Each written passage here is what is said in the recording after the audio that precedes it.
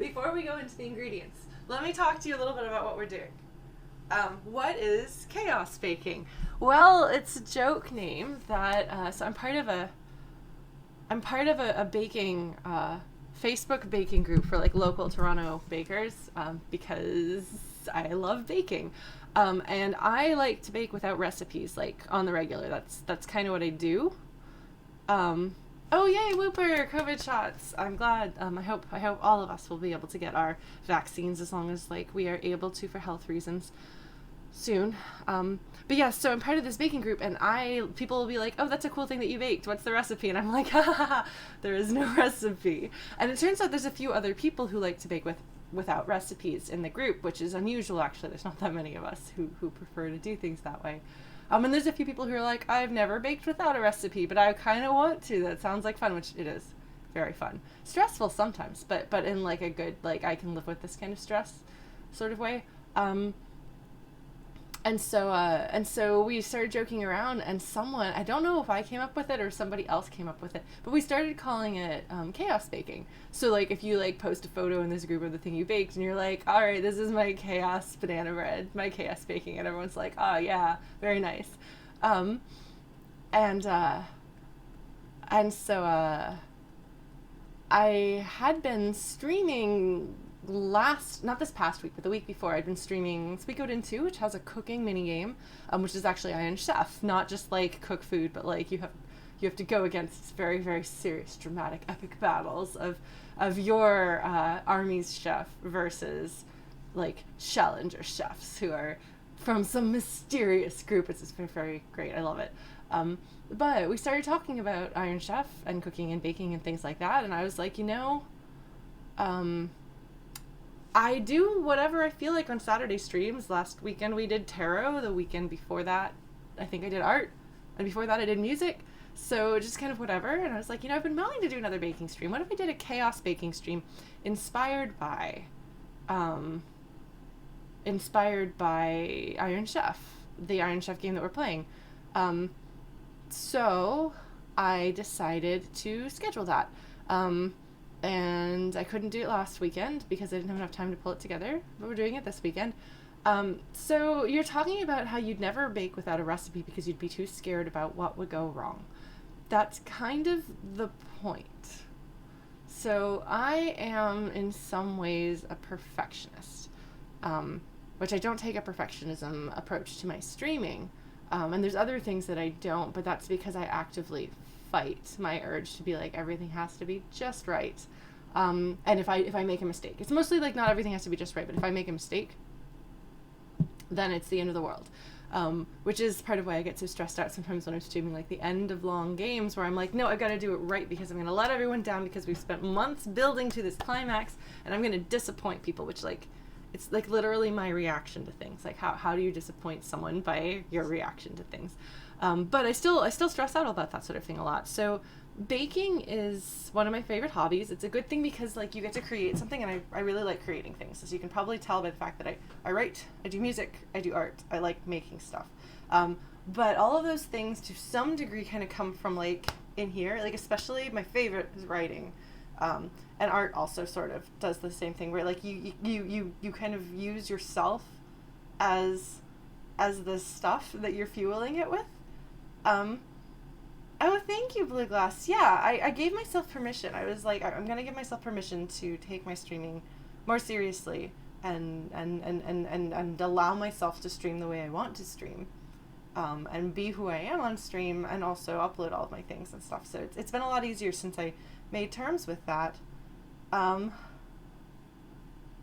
Yeah, so all this kind of comes together with I have put so much pressure on myself to do things, like to not make mistakes, that I don't know exactly when. I think the first chaos baking thing I did was my band was playing a show during Friends birthday weekend, and then she invited me to her birthday party, and I baked cakes for people. Like I bake birthday cakes, I bake whatever. Like if you need a thing baked, my friends back in Austin knew, like just ask Lauren, she'll make it.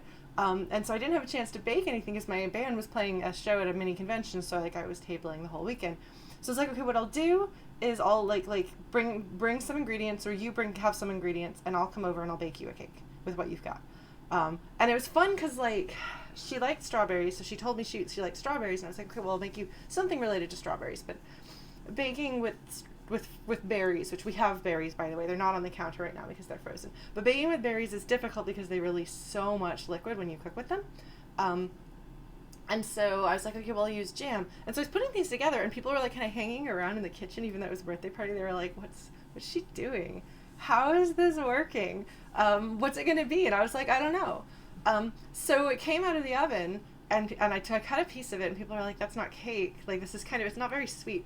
And I was like, put butter and jam on it and have it in the morning. It's a quick bread. Like, have it for breakfast. And everyone like cut a little piece and buttered and jammed it, and we're like, oh, this is like fantastic for what it is. It's not what we thought you were going to make. And I was like, well, I didn't know what I was going to make.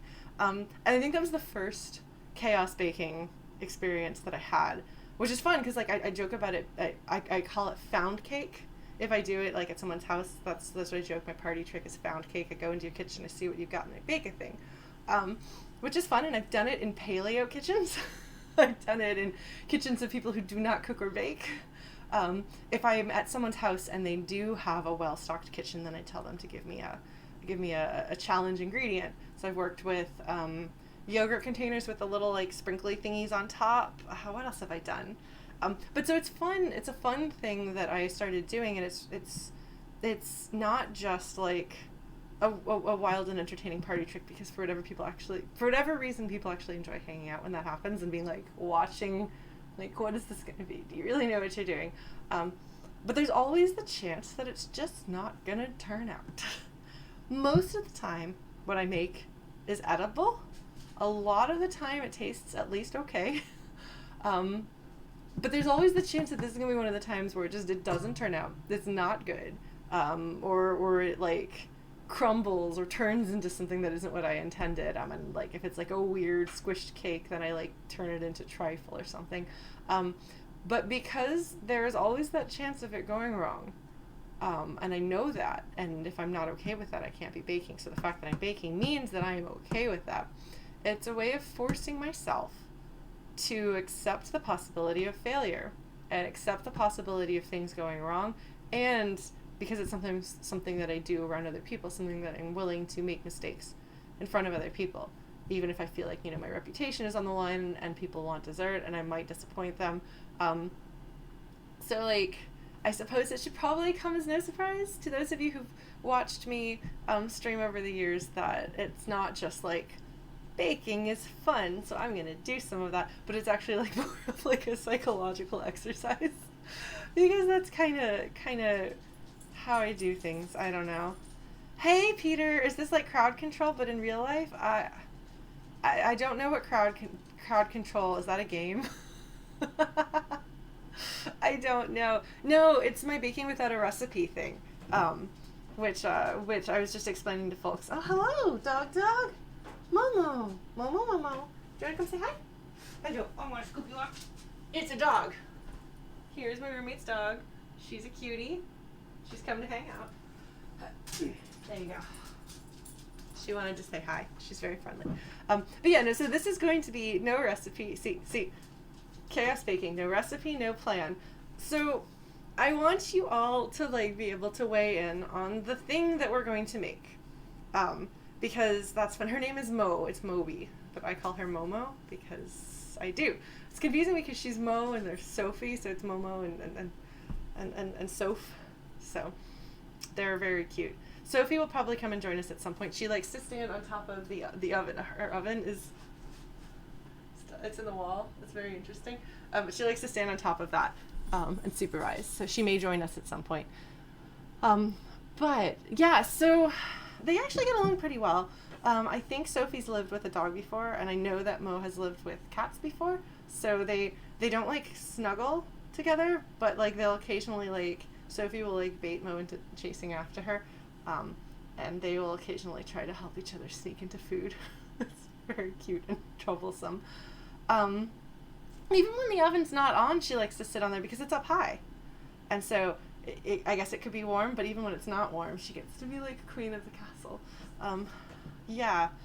So to give you an idea of how this is going to work, or at least how I anticipate this working, And if this goes well and we have fun, we can do it again because why not? Saturdays are my grab bag. So we have some options. We can make cakes. We can make cookies. Cakes are the most flexible, generally. We could even make more than one thing. But yeah, there's cakes, there's cookies. We could try making brownies. I don't have as much chocolate. I guess I have cocoa powder. We can make that work. So like there's options. The downside of brownies is that they are somewhat more limited because you're kind of obligated to do them a certain way because there are more strict requirements for a brownie to be a brownie than for a cake to be a cake. I do not drink coffee and I don't have any coffee on me, unfortunately. I could brew up some tea if we wanted to. I have tea.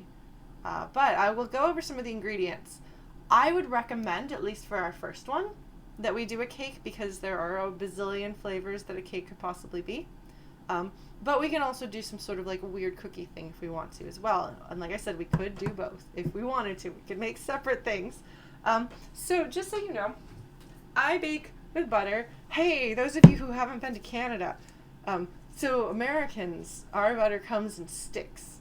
So you take a thing this size and shape, but it's cut into quarters. So it's 4 sticks. And each of those sticks is half a cup. No. A quarter cup, half a pound. Gosh, now I'm messing it up in my head. No, it's half a cup. It's half a cup.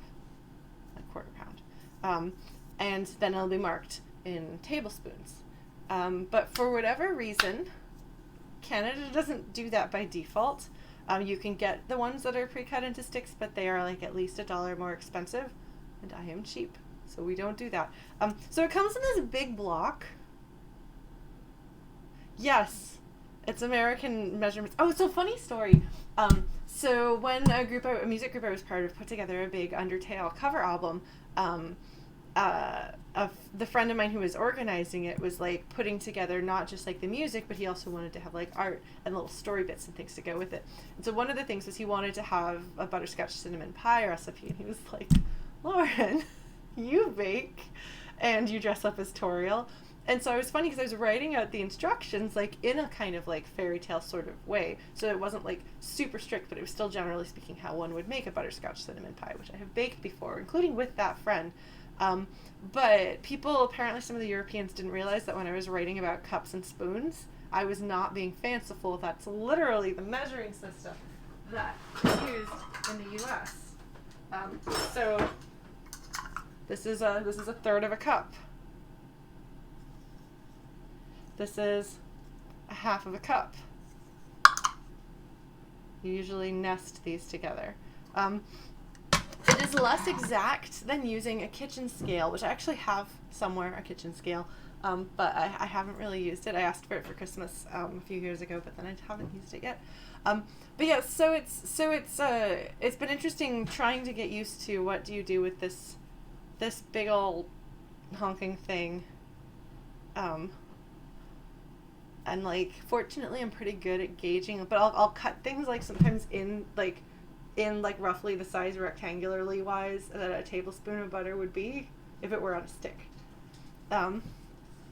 Yeah, so it's a thing we won't be measuring.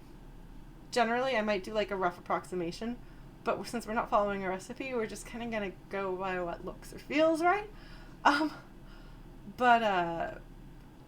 But yeah, so what you can do, Strikey Poo, if you're following an American recipe, is you can just Google a conversion. And there are conversions that'll tell you how many grams half a cup of. But you have to check specifically by ingredient because the weight of half a cup of brown sugar is not the same as the weight of half a cup of flour. So, yeah. No, Reese's Peanut Butter Cups are still Reese's Peanut Butter Cups, but people might call them Reese's instead of... Yeah. Because then you get Reese's Pieces, which are like M&Ms, except peanut butter-ish inside. Yes, American measurements are volume, not weight. And there's definitely downsides to that. For example, flour settles. So you want like, you can either, like, if you scoop directly in with your measuring cup into the thing and then level it off, your flour will be packed down and will be a higher, like, actually like a larger quantity of flour than if you scoop it in and level it off. So if you want to follow recipes properly and you're following American style recipes and you don't want to put too much flour in and risk it being a dense product, always scoop it into your cup measurement and then level it. Oh, Dragonessa, thank you. I actually think those butterscotch bars I made without a recipe, so I've been doing this for several years now. Yeah, so sifted flour and unsifted flour does make a difference, but it makes less of a difference, and so for most people, because I don't sift. For most people, I think that that's not really a concern. If you want to do things right and you're more particular, by all means do that. But, hi intrusive. Yes, this is gonna be chaos baking. I'm doing an introduction to chaos baking, what it is, why, and how. And yes, see, Chrono, if it's tasty, it doesn't matter if it's dense. That is one of the things you have to accept if you're going to do experimental baking or take a risk and start baking when you're not used to baking, is you have to accept that it might not turn out right, but it can still be delicious. And maybe it requires a scoop of ice cream. Maybe it should be turned into a trifle. Who knows? It could be any of those things. So you just got to embrace it. But yeah, so when you are taking, like when you're using American measurements, if you're putting brown sugar in, because brown sugar packs like wet sand, it'll say, like, half a cup of packed brown sugar, so that you don't just like scoop it in. You actually have to mash it down to get the proper measurement. I don't know that's why they do it. I don't know why that's the way they do it, but it is. So if you are trying to figure out what you're supposed to be doing with an American recipe because you are not an American baker, feel free to ask. I know some things. And I know some things about non-American baking.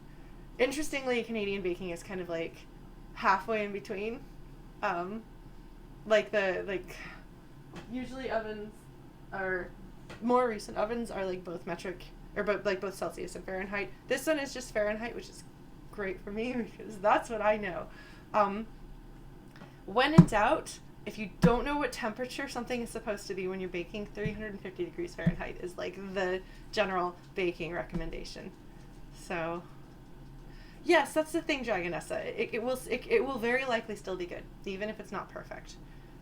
So like I said, I would recommend that we do a cake.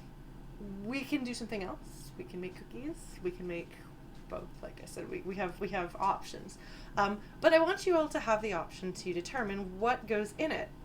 Because like when I was making my birthday cake, for those of you who maybe joined in January, the last baking stream I did, I was like, I know generally what I want to do. So we wound up making a banana cake with caramelized banana filling, and peanut butter icing, and a chocolate ganache on the outside. And I kind of knew what I wanted to do, but I was like, do we brown the butter? Like, what should we do? What about this? But I had a vision. I don't have a vision here. So I have a bunch of different ingredients that I bought that we can consider possibly using. So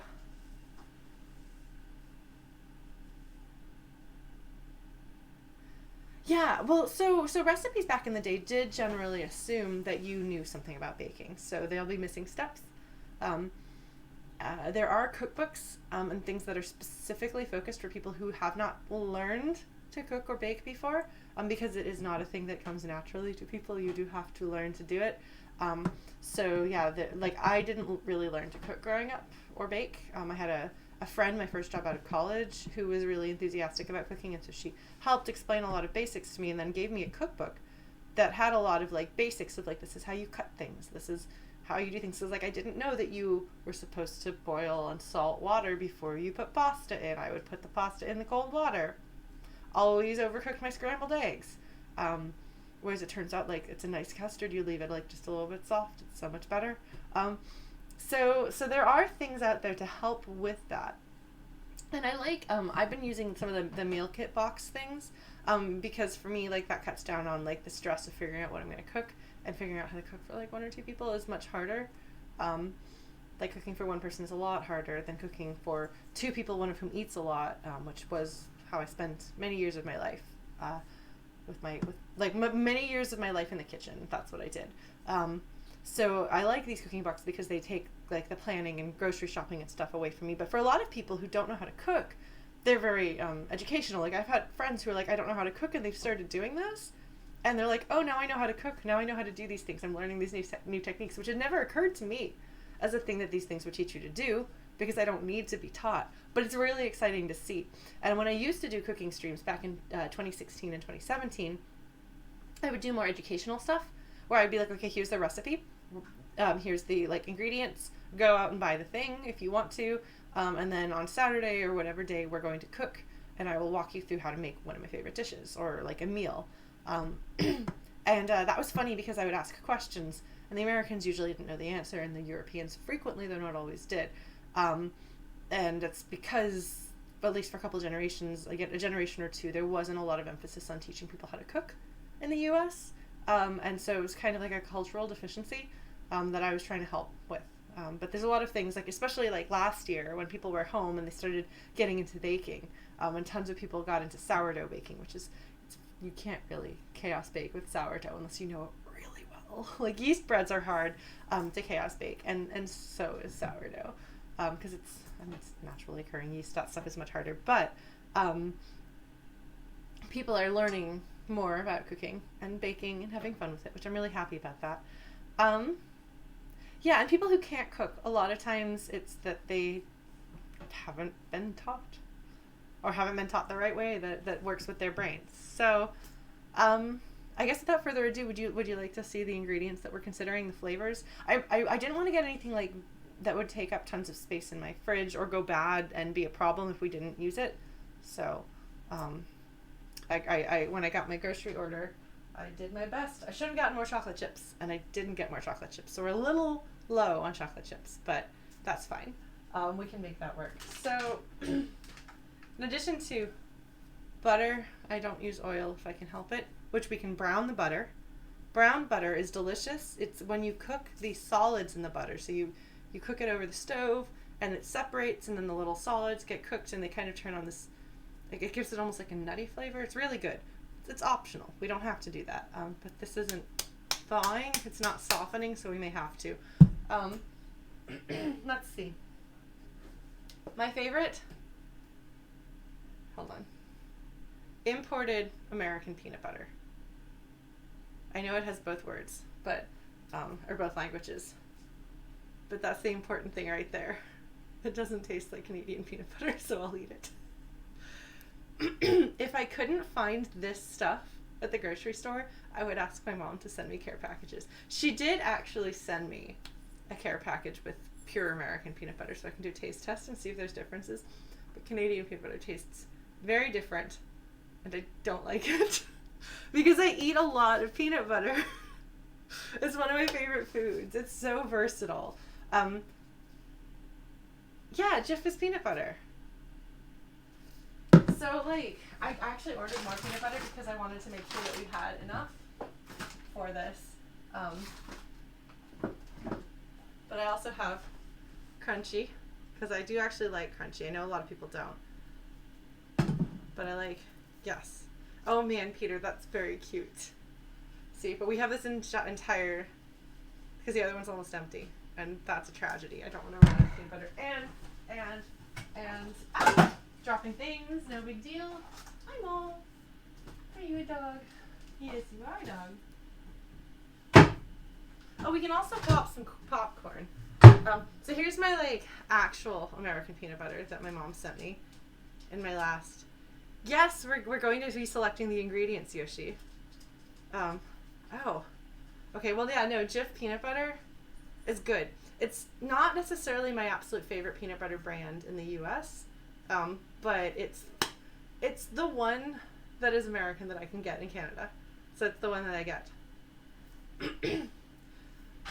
Yeah, so the ingredients in Canadian peanut butter are different because the percentage of peanuts is different. But also, I think the major difference is that American peanut butter, especially depending on the brand, but it tastes like it has a molasses flavor, so brown sugar. Because if there's like something missing in Canadian peanut butter, and I think it's the molasses flavor, and I need it, or else it doesn't taste like peanut butter. And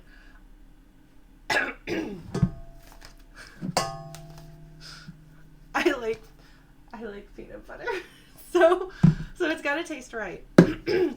Back when I used to do cooking streams more, people would comment on, like, the Europeans would just be like, "Are you eating peanut butter again?" Because I'd be like, "Oh, I need a snack," and I'd come in with like a sliced apple and a bowl of peanut butter, and just be like dipping my apple into my peanut butter, and they'd be like, "What? What are you doing?" It's like eating peanut butter, obviously. But then I also put it in desserts. I have sandwiches. It's so versatile. I'm gonna have some water. Hydration is important. You should drink water too. Yeah, and it's a great snack. Thank you, Elusive N7. I'm glad that you support my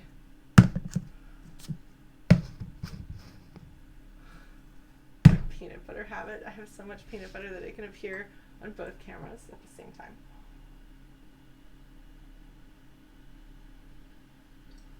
I don't know, Oswald. I would assume so, because they always say imported by Smucker Food of Canada, product of USA.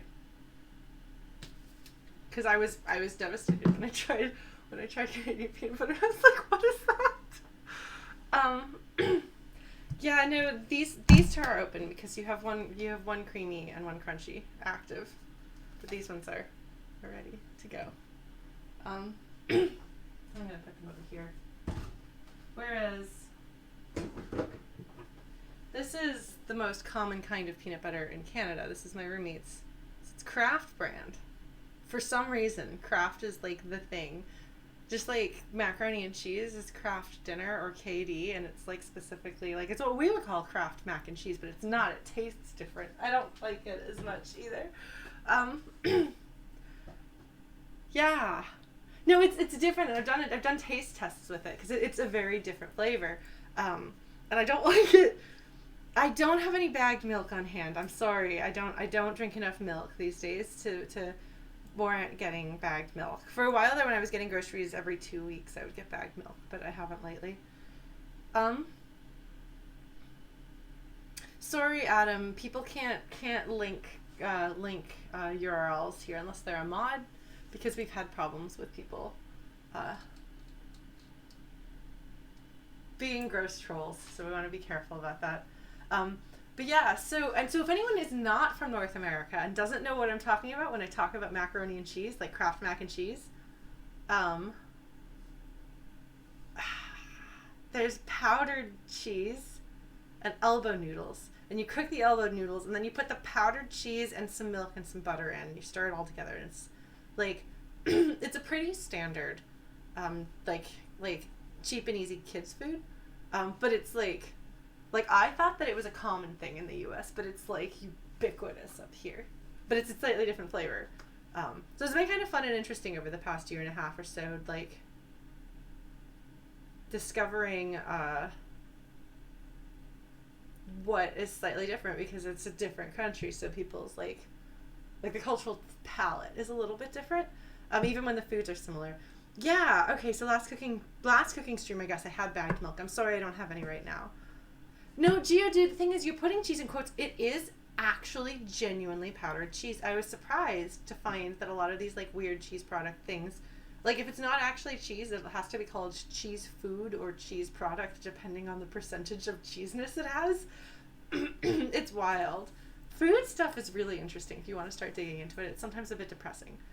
Well,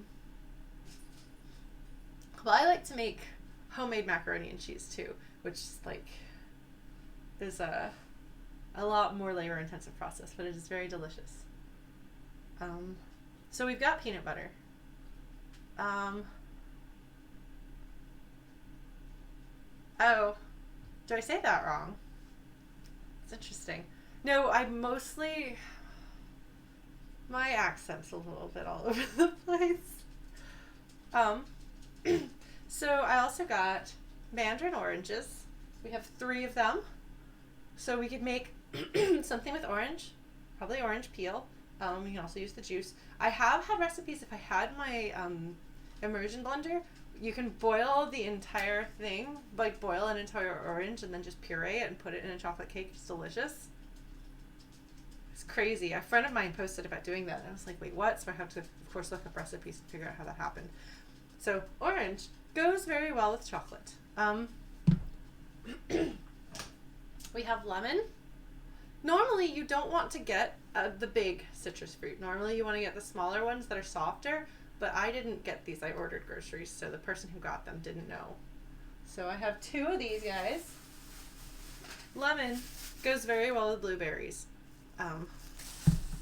We also have lime, in case we wanted to. Can go very well with banana. Speaking of, okay, they're frozen and thawing. We have some frozen bananas. I've also got some fresh bananas. I've only got 2 here, but I've got some fresh bananas as well. They have slightly different flavors because when you freeze bananas, the starches in them convert to sugars, so they taste more delicious. That's also part of why you can make, I think it's called nice cream, which is just ice cream that's just pulverized frozen banana, which is pretty tasty. Let's see. What else have I got? Oats. We have minute oats and quick oats. Minute oats I think are slightly better for baking. They have less fiber in them, so they're not quite as good for breakfast. But as you can see, that didn't stop me since I've eaten most of the bag. I like oatmeal for breakfast. I have a smaller quantity than I would normally want of chocolate chips, but I've also got, to supplement that, some mini chocolate chips. Other than that, we've got,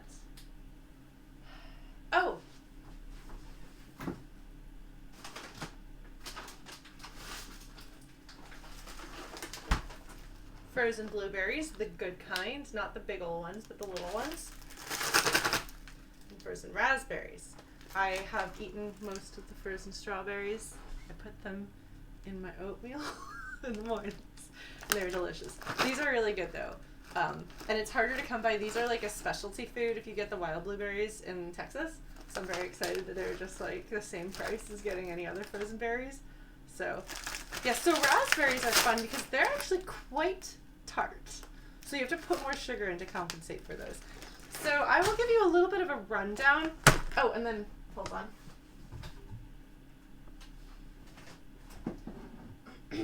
We've also got cocoa powder, and then I can pop some popcorn. I do not have a microwave, so everything is cooked on the stove or in the oven. So let me just go over the pros and cons of various ingredients. Okay, so cocoa powder, you know chocolate. It makes things drier, so you have to put stuff in to add more moisture. I will be using yogurt if we do that as a substitute for buttermilk. I love buttermilk, but I didn't feel like getting an entire thing of buttermilk because I'm trying not to bake as much these days. But yeah, sour cream, buttermilk, yogurt, a good addition to put in things that have cocoa powder. You'll notice if you make a chocolate cake recipe that calls for cocoa powder, a lot of times it'll tell you to put boiling hot water in it, whereas you don't just like dump water in most cakes. You can use coffee or tea for that hot water, but do actually do that when it tells you to. Like, otherwise you will have a dry cake. So that's the downside of this. Likewise, my good old friend peanut butter here will also make things a bit drier, so you have to accommodate that. Fun thing though, if you want to make cookies, you can use peanut butter kind of in place of some of the butter. So that's a thing to think about. Okay, intrusive, it wants me to drink some water. I am talking a lot, so you should also drink up. We should be hydrating ourselves. Let's see. Tricky things with berries. Raspberries actually make things less sweet, so you have to put more sugar in. Also, any sort of berry releases moisture, which can seriously mess with things. So I did a St. Jude fundraiser baking stream back in 2017, and we made the cornberry cake, which had cornmeal in it and strawberries, and it got so moist. It was really awful. It was so bad. It was so bad. It's one of the worst things I've ever baked. But it was people voted for the ingredients, and they donated in that case for the ingredients, and so that was what won. But so you do have to be very careful with the amount of moisture that raspberries in particular put out. Blueberries, I think are easier to work around. Goes very well. It's a classic pairing right here. Let's see. Citrus stuff, like, there's really not anything to worry about with citrus. It doesn't make baking harder, because you use the juice and it provides some acid, but not enough to really mess with things. And you definitely want to make sure that you like don't put chocolate and lemon together. Generally speaking, I think that would be weird. I don't know, but chocolate and orange go very well together. So, is there any other warning I needed to give? Oats are better for cookies than for baking, unless we're making a streusel topping, which is the like cinnamon sugar oats crumbly bit thing that goes on top. So that's kind of what we've got going on. Yeah, so blueberry and lemon is a good combination. Chocolate and raspberry is a good combination. Chocolate and orange can be a good combination. Banana goes well with any citrus fruit. Although I don't know if I've had banana orange, but banana lime and banana lemon can both go well. I think banana lime is a bit better. But we can also make like a glaze. We can make... I have cream for whipping, in case we want to either make whipped cream to go on it or make an icing that needs that. So we've got a bunch of options. And so depending on kind of what we do from here, I'll figure out like, and again, don't forget we can brown the butter. But yeah, so depending on what we do from here, like then I'll figure out, okay, like, well, we've got different kinds of sugar. I could get out the cornmeal if we wanted, but that was such a, it was such a failure last time. Baking with cornmeal is a bit tricky because it has a strong flavor of its own and also a very distinctive texture, and I don't have as much experience with it. So, how would we like to begin? Do we have any strong feelings on any of this? I know we're not putting the dish soap. We're not putting that in. Do you see my cool? Look at this. I think it's really cool. I got this dish rack, this drying rack, because I'm not used to having a dishwasher, so I just wash everything by hand. But yeah, well, hold on, folks. My camera thing came off. I have to put it back on. I should probably put in some music too, which I won't be able to hear, but you will. So let me know if there's something in particular you would like to listen to. I like to do game soundtracks because they don't get takedown notices. So we frequently listen to like Undertale, Chrono Cross, I don't know. Rune Factory. I don't know if Rune Factory. That's the I've played a little bit of it. That's the Fantasy Harvest Moon, but I don't know the music. Oh, come on, stick. Stay put. Please stay put.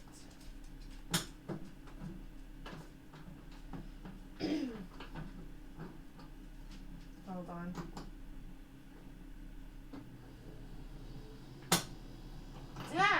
It's not staying. Hold on, sorry folks. Slight technical difficulties. No big deal. Why is it not?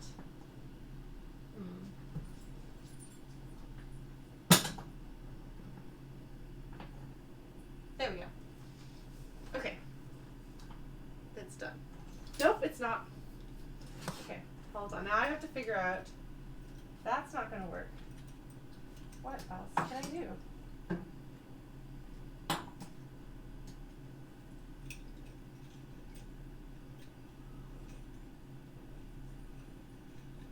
So I'll let you all discuss for a little bit what kind of flavor things you're thinking.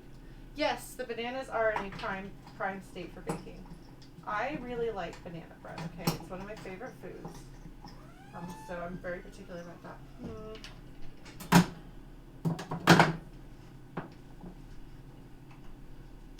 Let's see if we can get this to work.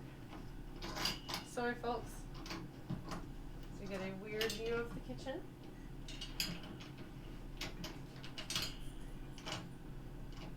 I'm not quite sure how to get this to work if that's not going to work.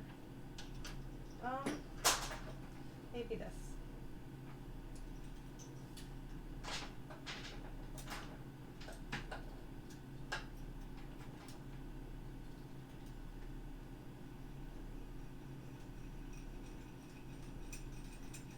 second, sorry.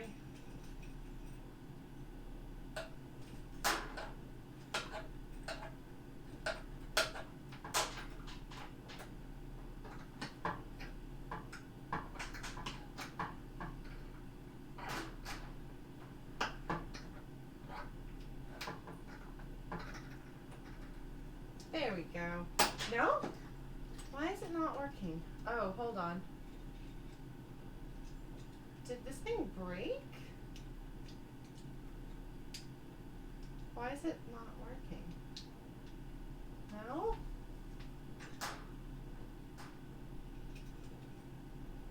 Well, that's difficult.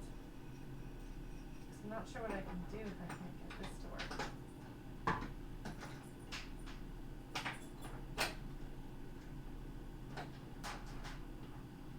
Oh, there's a thing. It's not gonna work. Okay. Well, it'll work well enough. It'll get the job done. Okay. So, Whooper is wanting raspberry. Raspberry will go well with chocolate. We could conceivably do raspberry paired with a citrus fruit. We could do raspberry and blueberry and do a berry related thing. We could do raspberry and chocolate. I don't think raspberry and peanut butter would go that well, but I don't know. We could make we could try to make brownies with raspberry. I don't know. Yes, you can see Tough Stuff. She's right over here with her glowing colored colorful. Yes. So do we have any thoughts? Any thoughts, any ideas? We could do cinnamon. I didn't get any ginger. Brown the butter. Do we have any strong opinions? Anybody else have any strong opinions about anything? Raspberry or otherwise? Let's put on some music.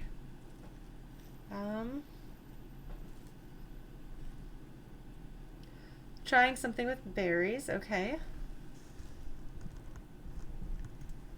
Hold on. We're gonna put on,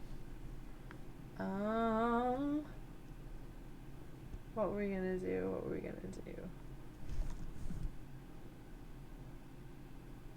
Raspberry could go with banana. Oh, that could be fun.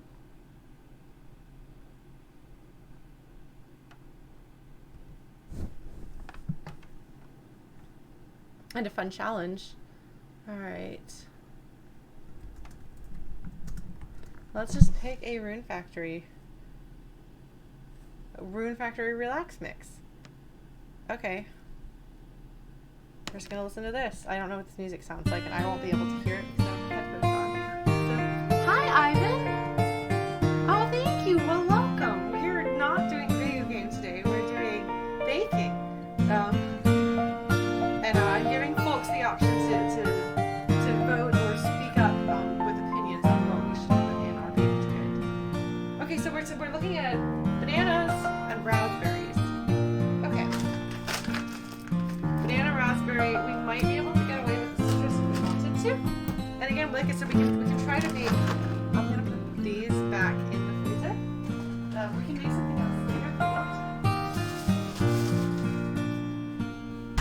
So here's a fun challenge. Oh, is it too loud? Okay, hold on.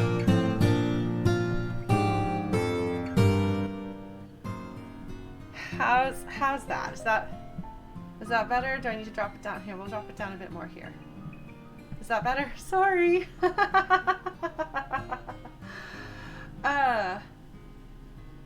You think they'd go well with chocolate?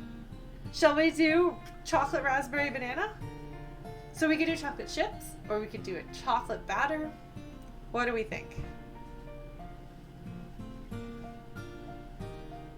Do we have a preference between those two? Man, this is taking me outside my comfort zone, which is exactly what I was hoping we would do. So, well done, folks.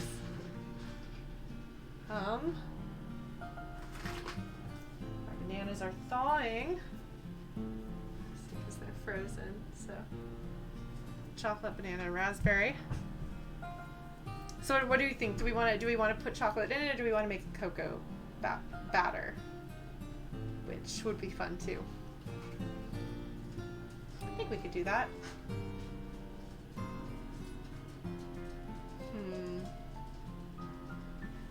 And then what we'll be doing is making probably a little cake in my little cake pans. Unless we decide that we want to do little loaf. I have little loaf pans, so depending on what we make, we go that route. We could also try making a small batch of 2 different things and see how they go. Like I said, this doesn't have to be limited to one thing. So does anyone have a preference? Or do you want me to go ahead and dive on in shortly? You'll probably be getting occasional stream hiccups, Blue Glass, just because I'm not wired in to the internet, because that is not really an easy option here from the kitchen. So yeah, no, that's not you. That's on my end. My apologies for any inconvenience there. There will be occasional dropped frames. Alas. But as long as you're willing to just persevere through it, we will go for it. I should have probably recorded this so I can upload this to YouTube. Should I upload this to YouTube? Do you think folks would like this on YouTube?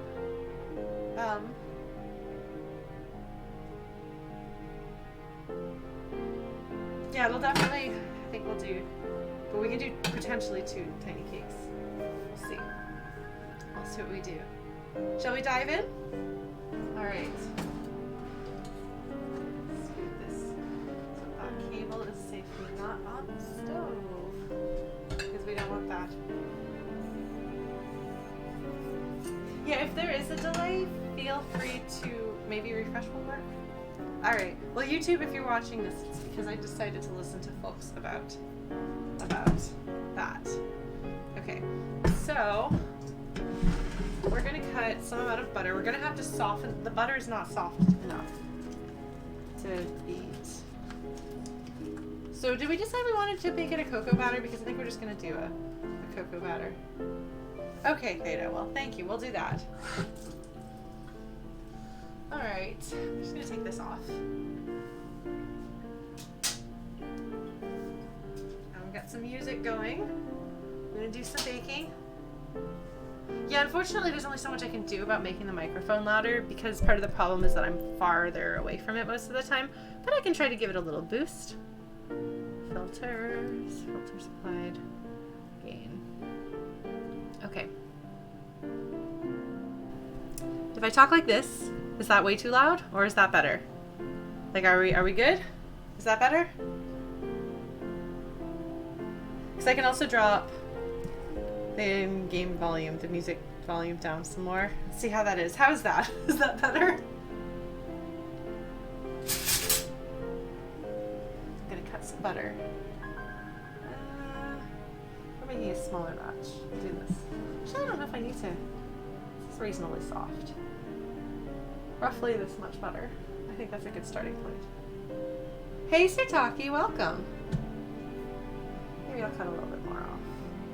Although the bananas are going to be providing some moisture, and so is the raspberries going to be providing plenty of moisture. So, okay, we'll do this.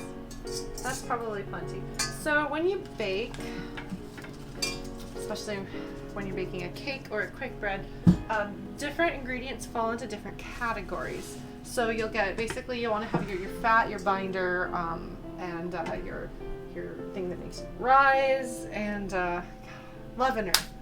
Sorry, sometimes I lose my words. And so this is the fat of it. Sometimes you can use fruit mash, like banana, or applesauce, to sub in for some of the either the binder, which is usually eggs, and we will be getting eggs out for this, or for the fat. But you can't use fruit mash in place, or vegetable mash, because you can use pumpkin and things too. You can't substitute both of those, or you'll get a gummy product. So Oh man, so Taki, what did you make? We're gonna beat this up a little bit.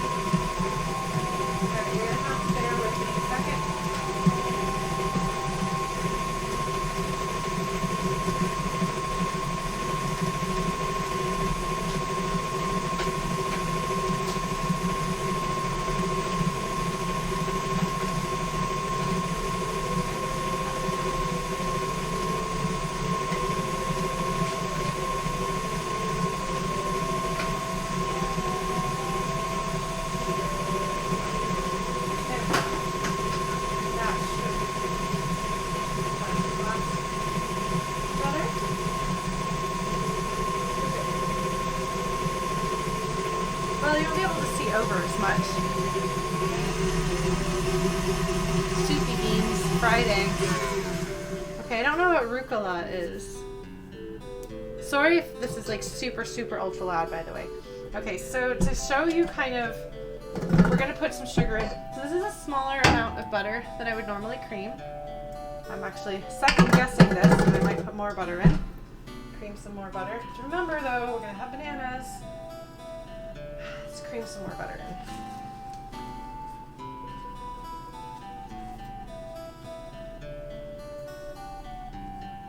So there's a certain order to things. And you don't have to follow this order, but it's generally what's recommended when baking. And if I find a recipe, because I do sometimes follow recipes, it's not 100% chaos baking all the time. But when I do follow recipes, if the recipe doesn't call for following certain steps, I still follow those steps anyway sometimes. Like I'll just disregard what the recipe says in favor of how I know you're supposed to do things. Oh, arugula!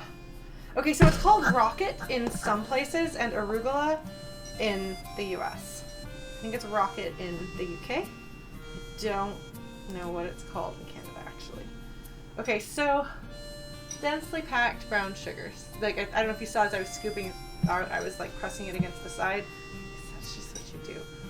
So this is going to, so whenever you're doing something with banana or peanut butter, like those are flavors that go really well with brown sugar. So I tend to put more brown sugar than white sugar in those.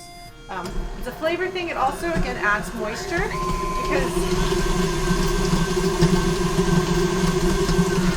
because brown sugar is basically white sugar with molasses in it. It's got that delicious molasses flavor. Gosh, I don't like molasses on its own, but I love brown sugar. So I just drop things. Alright, here's my white sugar. We're going to put some of this in too. Observe the chaos of the process. Did I measure this? No.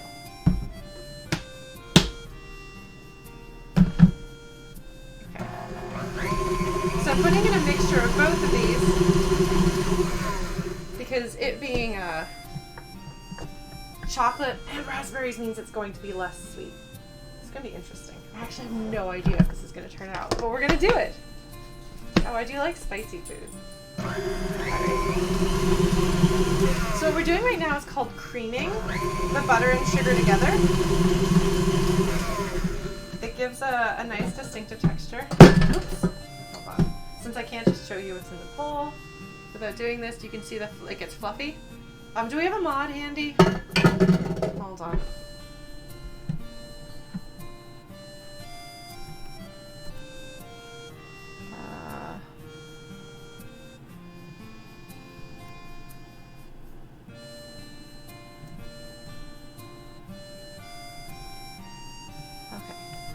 Figured it out.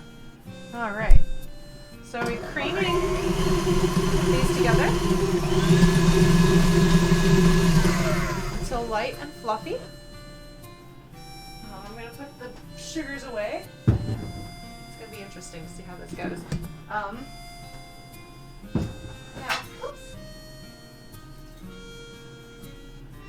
Got a slightly tricky situation here. Where's my yogurt?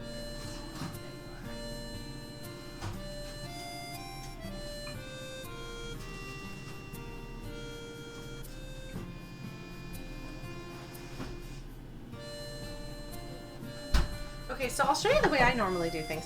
So when you cream this, the next thing to do is to beat in an egg or two.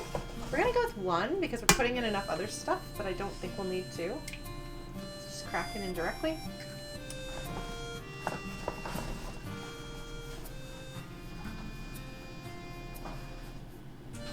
And then we'll add the vanilla. And that's kind of like, most cakes will start this way.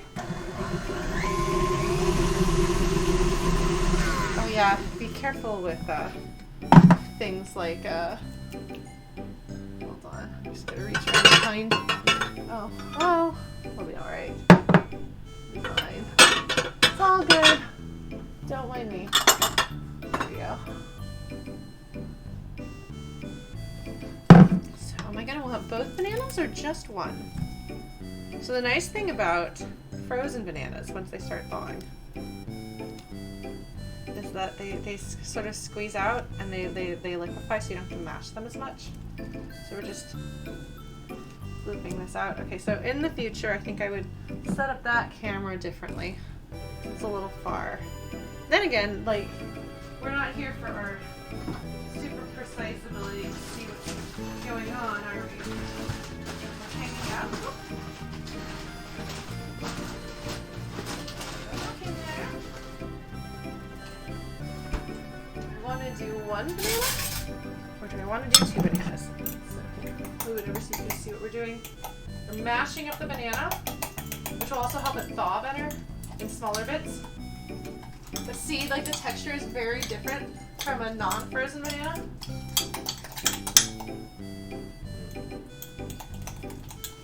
Has a very strong banana flavor, smell.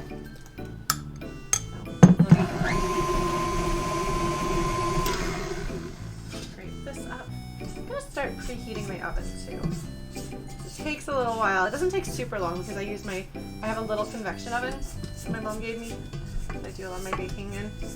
I'm gonna set it to 350 degrees Fahrenheit because when you don't know what else to do, temperature-wise, that's what you do. Let's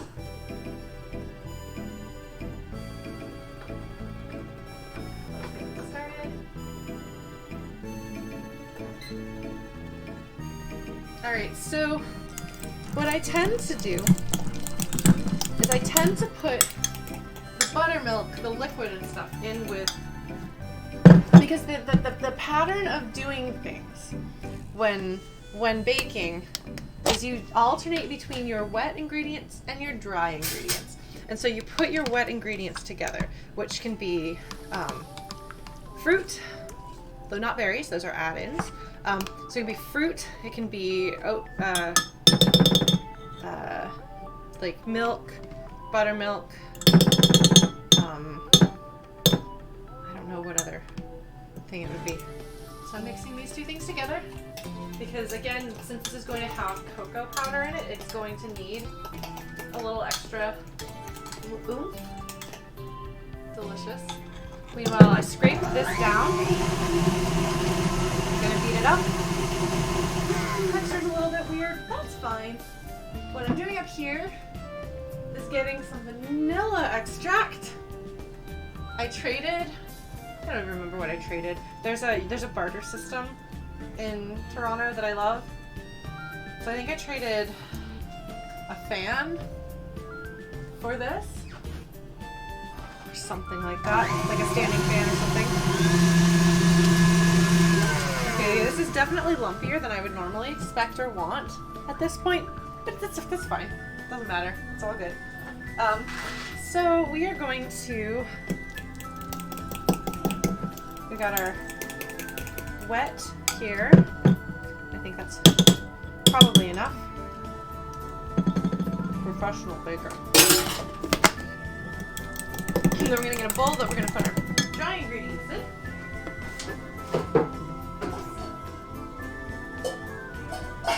Just knocking things over, don't mind me. This bowl will probably be about the right size. So this is where we're going to put our flour, which is over here, because I couldn't fit it in the cabinet. Let me get some flour. Don't mind me.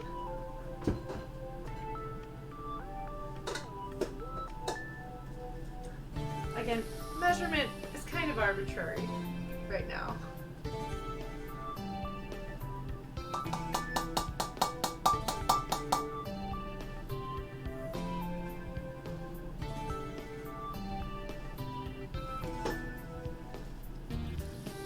Yeah, and if you're baking cookies, then you'd want to raise that up because you want the crunchiness. Okay, so here's some arbitrary quantity of flour. Might be too much, in which case we will be adding more other stuff. Do I want the second banana? Banana bread usually calls for 3. Okay, so here's cocoa powder.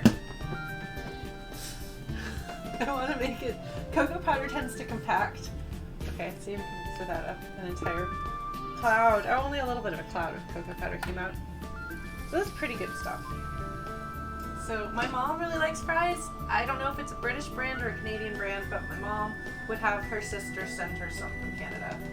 So now I send her some because I'm the one living in Canada. Okay, so I tend to like a lot more richness of my, like I like a darker chocolate than most people do. I don't know why, oh, I just made a mess. Well, that's alright, I'll clean that up later. So there's some arbitrary amount of cocoa powder in here. Lumpy, trying to get it together, evenly distributed. Look at that. We're also going to put an arbitrary amount of salt, baking soda, and baking powder. Now we can put just baking soda. This is not hot, so just... Okay. So baking soda and baking powder are leavening agents. They're where the rise comes in. If you're having a problem with something not rising, you may not have considered these properly, measure them properly, or they might be old. So baking soda is a base. It interacts with an acid and goes fluffy. If you have ever done the baking soda and vinegar volcano trick, then you can imagine kind of it does that, except in your baked goods. Baking powder is baking soda with some stuff added to it, so it basically does that chemical reaction on its own. Once it gets wet, that activates the acid in the base, and then it does its own thing. So because we have yogurt, which is acidic, we could get by with more of this because we're providing our own acid. But it never hurts to have some of this in as well. So we're just gonna doop doop doop. That's my oven telling me it's preheated. Here's the why not.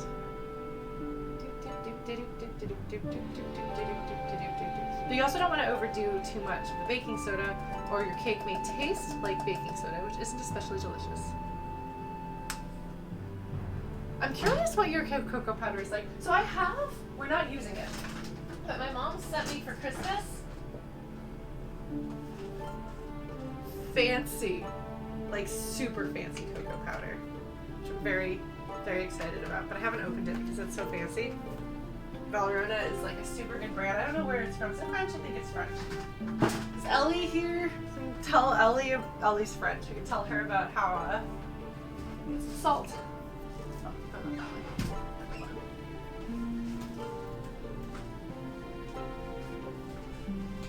can tell her all about how French cooking is considered fancy cooking. If any of the rest of you are French, one of our new regulars is French. And she was expressing some shock when I told her that, at least in the US, French cuisine is considered oh, you studied with the French, you know how to cook. Okay, so I'm just gonna stir all this up together. If I were fancy, I would be sifting it. I think we're gonna need more cocoa powder for this. So we're gonna do this.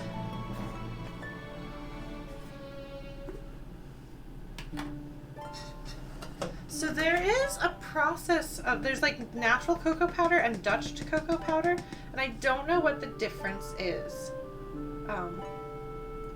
But it has something to do with, I think there might be like something added to it to affect the chemistry of it. I don't know. Let's see how this is. Because like chocolate and banana go well together. Chocolate and raspberry go together. But I don't know about chocolate, banana, and raspberry all together. We're going to find out. Okay, so here's our dry ingredients. Hopefully that's enough of everything that we need to put in there. So what we're going to do... So the way you do this ideally is dry, wet, dry, wet. You start and end with dry. You should always end with dry, and generally... So normally what I would do is, and we're gonna do this. So if you down here, if you mix with a mixer, you run the risk of over-activating the gluten in the flour and getting a tough crumb. So the texture of your cake will be less nice because you overbeat the, like, so if you're kneading bread and you want it to be like, to have that firm, like to have that bready texture, you want to knead it for longer so that you have, like basically you activate the gluten in it and it makes it all like stretchy and cool. But you don't want that when you're baking a cake. I'm one of these people. I'm not afraid. I'm not afraid of you, raw egg.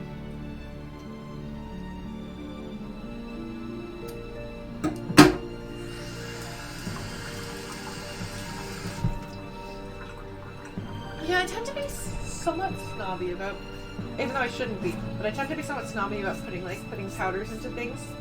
Okay, so we got our first bit of the dry in here. We're going to do this by hand so that the thing I was just talking about doesn't happen with it, so that it doesn't get that overbeaten texture.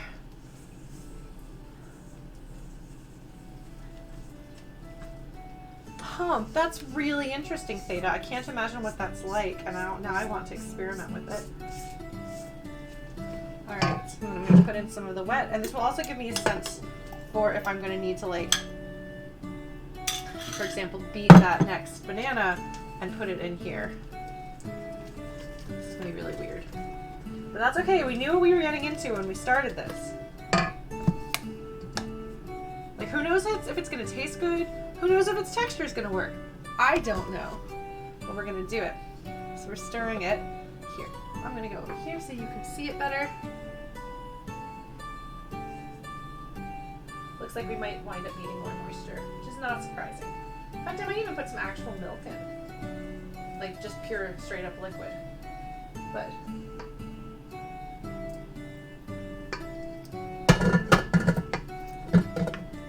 might need more sugar, actually. Yeah, definitely needs more sugar. So you're not supposed to do what I'm doing right now because it changes the texture of the baked good.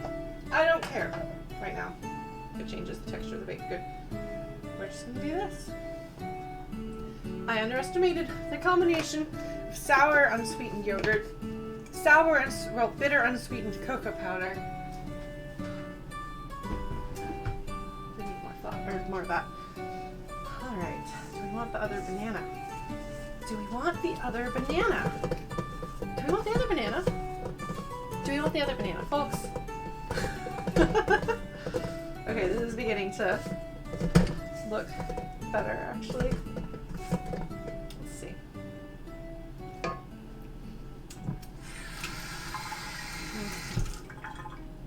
A bit better.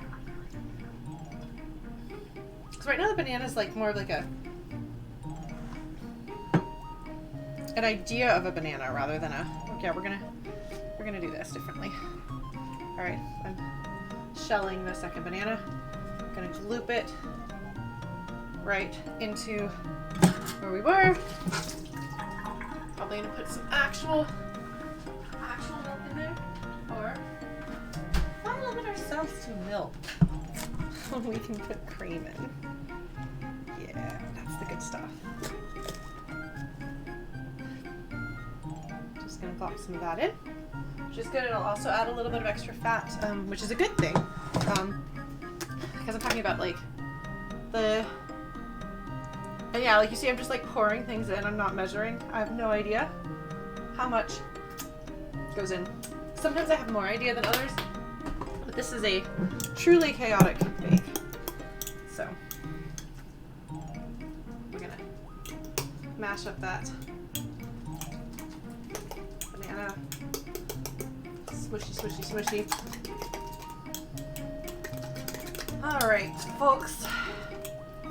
Because you want, okay, so if you're baking banana bread or anything with bananas, you definitely want to beat the bananas or smash the bananas before. This is the thing I didn't know when I was first starting to bake, and I had a friend's mother who was a good baker. It's like that's me. So I'm gonna put more of this in. I guess we'll go ahead and just put it all in. Yeah, just put everything.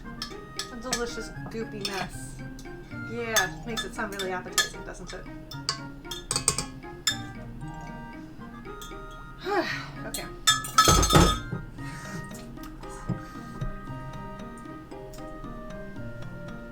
Gonna stir in the goopy mess here. See how this does. Come on. It's making a very appetizing sound. All right, scrape down the bowl.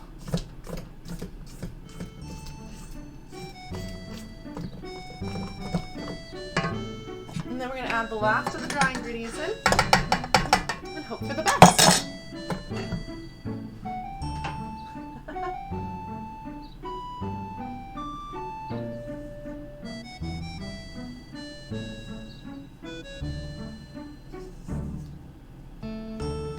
See, now it's beginning to come together.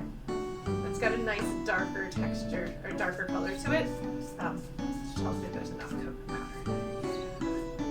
cocoa powder, chocolate, good stuff. There's bits of banana in there. I apparently didn't mash it up completely. That's fine. That's fine. That's all right. No worries there. Okay, so now we try putting some raspberries in. I normally try coating them in flour or something so they don't just all sink to the bottom, but maybe they're gonna sink to the bottom. We're just gonna like smash them up and put them in. See how this goes. Maybe I will regret having added that extra moisture once the raspberries, so this might turn into a bit of a puddle. It's fine. I'm not worried. If it doesn't taste good, we still had fun making it. If it does taste good, doesn't matter if it's pretty or not. Okay.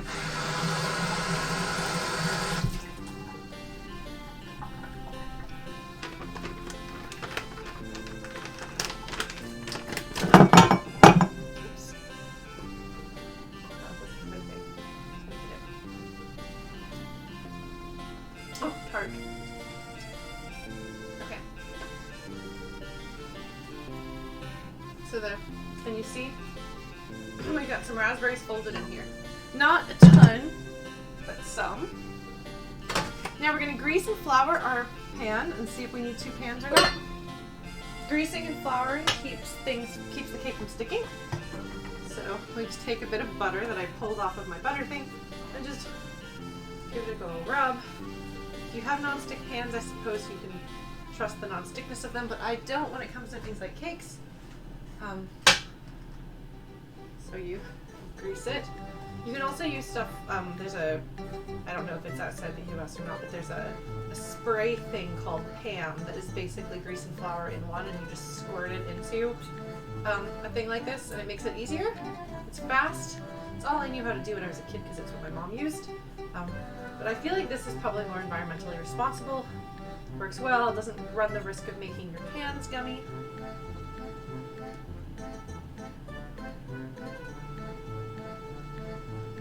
Very nice, thanks Adam. So you can see, like, I don't know if you can see, but yeah, you can see the texture. Look at that. You can see that texture, yeah. I'm gonna wash butter off my hands because butter will stick to your hands. Sorry, the microphone is immediately next to the sink, but I at least have some cutting boards and things here that I'm hoping will slightly dull that sound. Alright, so now we're going to do the flour part of grease and flour. So I'm going to go over here to my flour, scoop a little bit in, and just to demonstrate this. Okay, so we've got flour in the pan. Like the goal here is to completely cover it with a thin layer of flour that sticks because of the grease that we just put down. So you can see kind of roughly what I'm doing here. But I'm going to do it over the sink for the rest of the way because it gets a bit messy, and then I'm going to get the flour out of it. You can also use sugar and or cocoa powder for this step instead of just the flour if you want to. Sugar is more likely to be sticky, so proceed with caution if you're using something like a fruit batter, as we've got right here, because fruit makes it more likely to stick as well. So if you have both sugar and fruit, it's going to be twice as likely to stick. Okay, yeah, this is a slightly thicker cake batter, which I think is going to be good to have that. All right, look at that. It's pretty. It's pretty.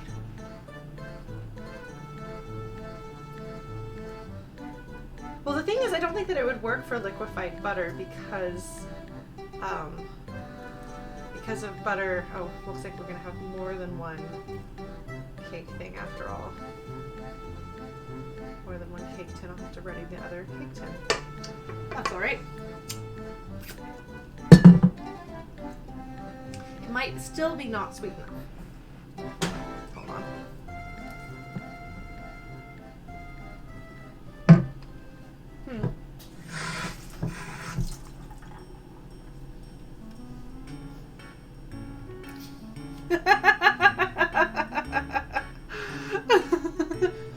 Hold on, we're gonna experiment here. One of these we're not gonna add extra sugar to because it's already in the thing. But this one, I'm gonna add extra sugar to. See how that goes? It'll be a mystery.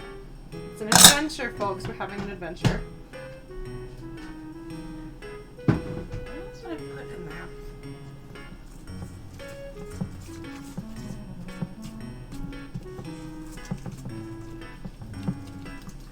But again, even if it doesn't taste good, it will still be fun. Alright, so differentiate between these. I'm going to put this one in here in a mini loaf pan, which I'm also going to grease and flour. Same process, smearing grease around. Oh, that's cute, blue glass. Yeah, I don't have any ant pans.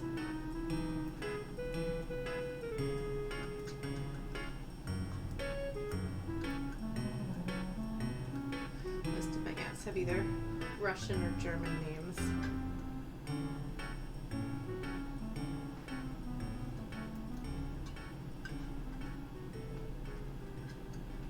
Right. So there's the grease and the flour.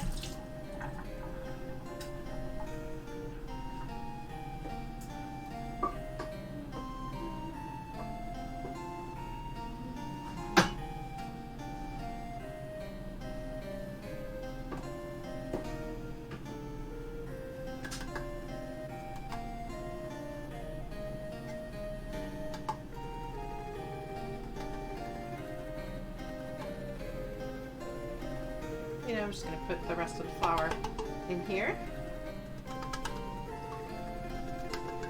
Let's see how this goes. I really don't know. I really don't know, folks. How's it going to be? Not a clue. We'll find out, won't we?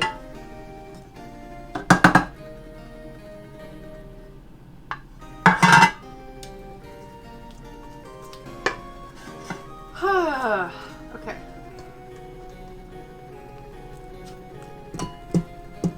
I'm gonna scoop this into this one, and then we will bake them. And it will be an experiment.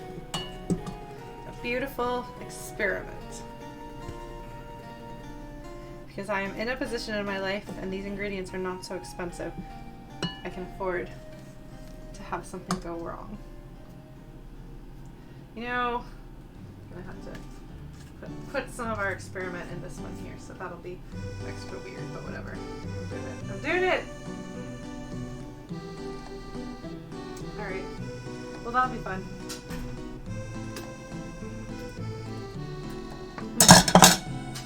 It's definitely better with the extra sugar.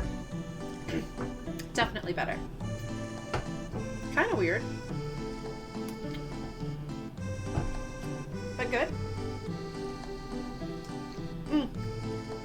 Yeah, that's why we started at 12:30 instead of 12. I needed a little extra time to get ready. I wanted to build that in. And also,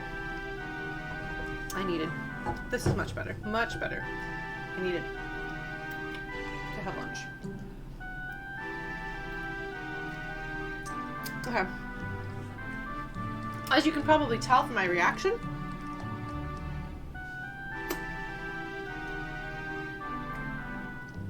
this one's much better. Just gonna wash the chocolate off my hands. Do I have chocolate on my face? Do I have chocolate on my face? I bet I do.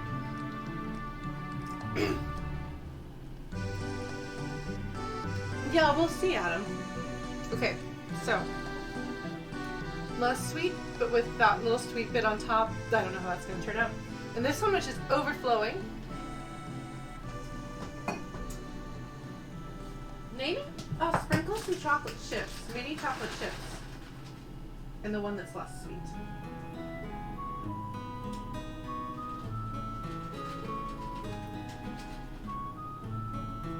And yeah, we could always also always ice it with ganache.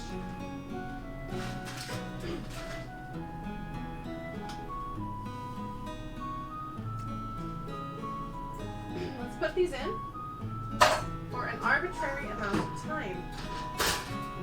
So here's the problem. What do we now do? Let's start with like 25, 26, 30 minutes. I'm going to turn the temperature down a little bit. Now what do we do to entertain ourselves while we wait? I am going to clean and put things away. There's a bit of wisdom for you all. Clean as you go. And your life will be much, much easier. I'm gonna leave the butter out in case we decide to make an icing. But I'll put some of the rest of this stuff away. Get it later. Hi, Mama. You're a cute doggy. Yes, you are a cute doggy. She's a very cute dog. I'm gonna put this back in the fridge too.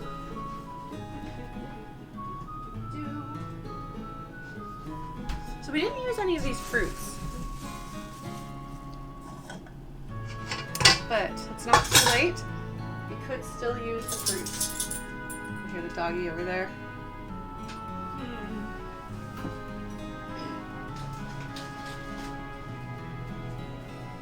So normally I might be like, okay, we'll cook something, and we'll eat. We'll be cooking while the baking is happening. But I'm not doing that right now. I'm not equipped. I don't have enough stuff to show you something that I cooked. So I have to figure out what else to do while we wait. What should we do? What should we do, Miss Mo? Huh? We could make something else. What could we make? What should we do? Any thoughts? Feelings? Inspirations? 20 questions? Oh, I need to put the raspberries away.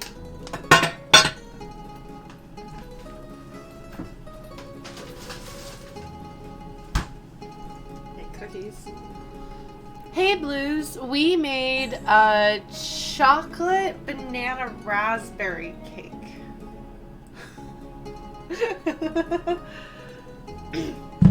Should we make something else? What should we make? You can always make peanut butter or oatmeal cookies. I made those recently.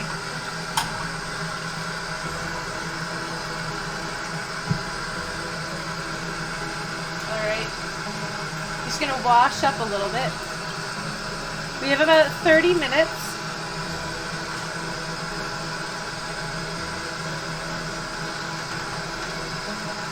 suppose I could always, like, play Jackbox or something while we wait. I don't know. Normally, I don't worry about talking a whole bunch. But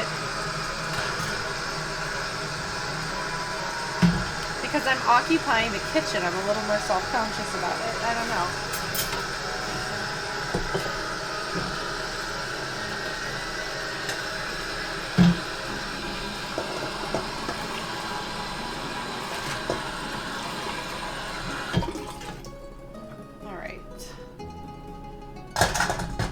Try not to leave the water running while I'm washing things. I just had to let it heat up. You can hear the wonderful sounds of me washing things. I don't know if I have any stories to tell or anything cool.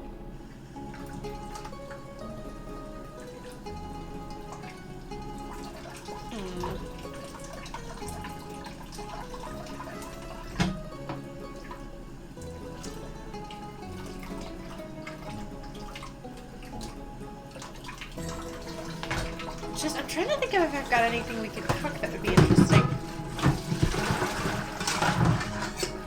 I could teach you how to make the perfect scrambled eggs, although that would... Hi, Izzy, hello, and welcome. Good afternoon, evening to you. It's afternoon for me, but I know it's evening for quite a lot of folks.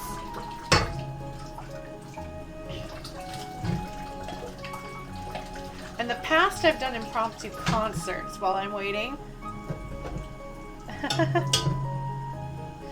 Yeah, I don't know. As far as like the thing is, though, like I said, I've been doing dinner kit meal plan things instead of actually making food from scratch myself lately. Or if I have been cooking from scratch, it's really basic things like scrambled eggs.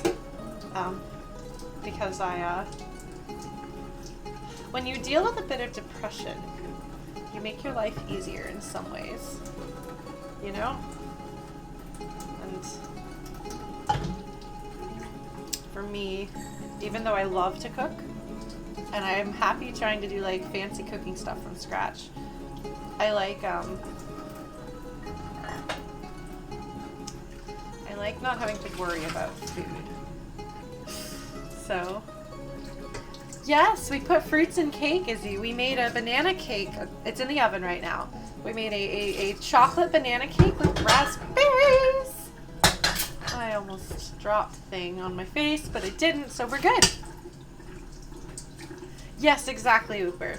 And so, in light of everything, that's kind of what I've gone with. Like I was saying at the beginning of the stream, I was talking about how it's I don't know if that was the beginning of the stream. At some point in the stream, I was talking about how good it is that sort of thing has been teaching people how to cook. In my case, I don't need to be taught how to cook, but I like having somebody else take the decision making and planning and shopping and stuff out of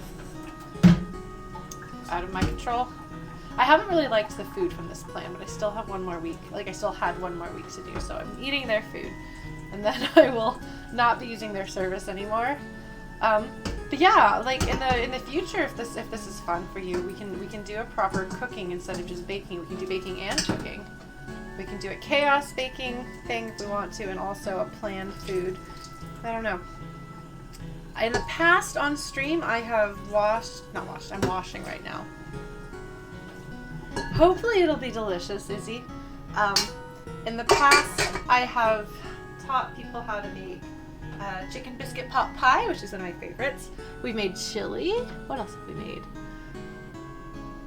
Yeah, I'll try to make a plan. But because I haven't been going grocery shopping myself, I've been ordering in groceries because pandemic. It's kind of a different experience, so it's harder for me. Like planning feels different. Yeah. I could probably stand to eat something actually. We can make scrambled eggs. Biscuits. I can make biscuits and scrambled eggs. Do you folks know how to make American style biscuits? Do you all know what American style biscuits are? How familiar are we with this? Because we could do that. We can make biscuits and eggs. Don't have any bacon, unfortunately. Do a perfect breakfast. Breakfast for lunch, breakfast for dinner. Well, no, non-American biscuits are cookies, which are delicious. I'm a fan of cookies.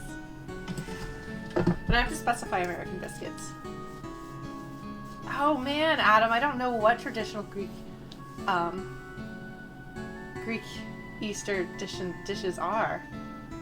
I don't know a lot. I mean, I've eaten like some Greek food from like restaurants. Like I lived in Greektown in Toronto, and so like there were great gyros around. But let's do this. Let's do it.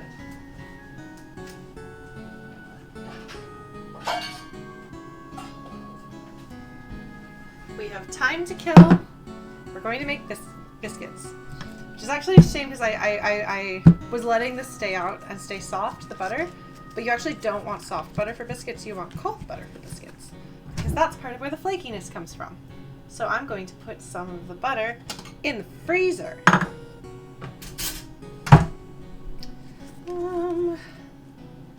This will do. Yeah, that is some soft butter. Okay. Butter goes in the freezer while we talk.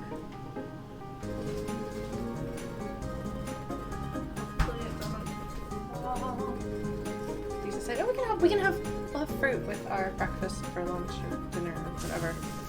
Alright. So, does anyone here need to have American style biscuits explained to them? There's no shame. I don't want to assume that people are familiar with my cuisine. It's funny because biscuits are more of a southern thing, southern US thing, and I grew up in the South, but my family is very not southern, so I kind of had to figure out how to do this stuff like on my own. So we're gonna get roughly 2 cups of flour in a bowl.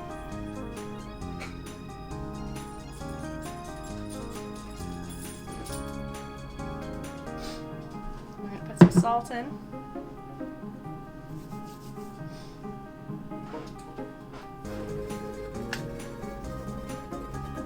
That's why I wash my hands regularly. We definitely want these to be salty enough. I don't know, this is what, like half a teaspoon? Something like that. Ish. Now, much to my dismay, the baking powder packages up here don't have a recipe for this, so I can't even double check my measurements. Oh man, I can make vegan gravy, or not vegan, vegetarian gravy to go with this. Because we don't have sausage to make meat gravy.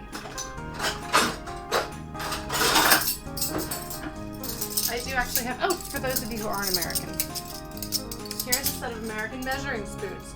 Tablespoon, teaspoon, half teaspoon, quarter teaspoon, and this one even has an eighth of a teaspoon, which is not as common. Hey, Under Polaris, how are you doing, friend? Thank you for raiding. What have you been up to today?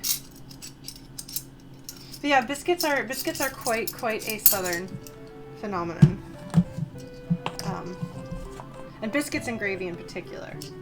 But what's fun is when you say, oh, yeah, we're gonna make a vegetarian gravy. What's fun about biscuits and gravies, if you say biscuits and gravy to a British person who's not in the mindset of thinking about American food, they will be horrified because biscuits to them are cookies to me. And when they think of gravy, they think of brown gravy instead of cream gravy, which is a vastly superior thing in all ways. I don't like brown gravy, but I love cream gravy. Yeah, biscuits are great because you can go sweet with them, you can go savory with them, you can like load them up with strawberries. No, not that you put biscuits on cookies, but why would you put gravy on a cookie?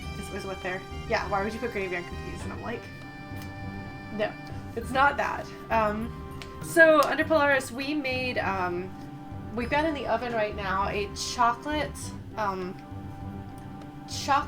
banana raspberry cake in 2 forms, one with more sugar and one with less sugar. We will see how it is when it gets done, but it still has at least 15 minutes to go. It'll probably have to go back in after I check it. We'll see. I should actually probably check it just in case. Oh wow, actually no, it's rising faster than I expected. All right, maybe not. Well, I'm currently introducing folks to biscuits, as in biscuits and gravy. So I'm just gonna, if I truly cared, I would be sifting, but instead of sifting, I just stir loosely with a fork to kind of keep it light and fluffy. So what we're gonna do, we put our dry ingredients together, we're gonna cut butter in. So you got a couple of options for cutting butter in. You can use a pastry cutter thing, which is like Wolverine claws that go on your finger and just like you roll it around. Or you can cut it in with a knife, or you can do what I do.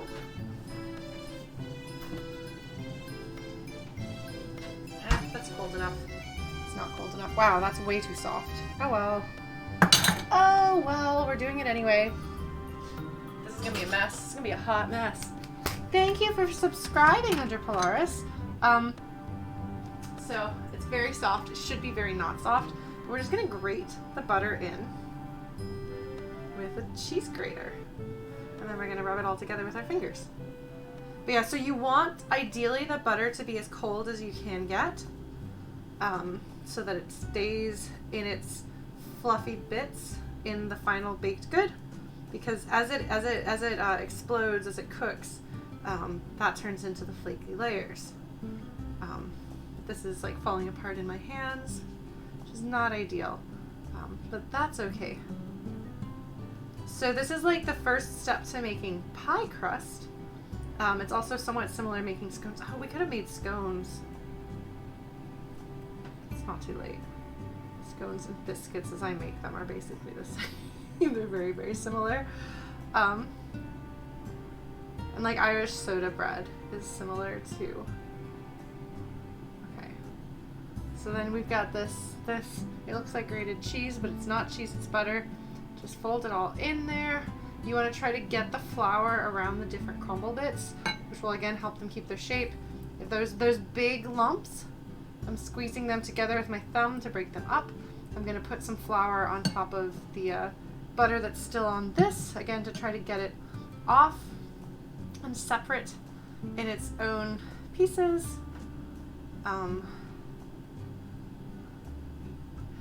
Thanks, Blues. Enjoy your lunch. Let's see.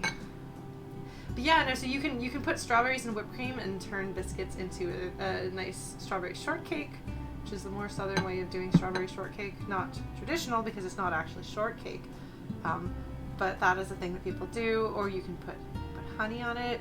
You can make a breakfast sandwich out of it and go savory. Like, it's very versatile. So I'm just gonna mush this all together. Hopefully I put enough butter in. This is kind of impromptu, improvised, so who knows how it's gonna go, or if it's gonna be any good. Oh, you know what I forgot to do? I had to put sugar in. I put sugar in mine. It's a southern dish. You put sugar and fat in it. That's what you do.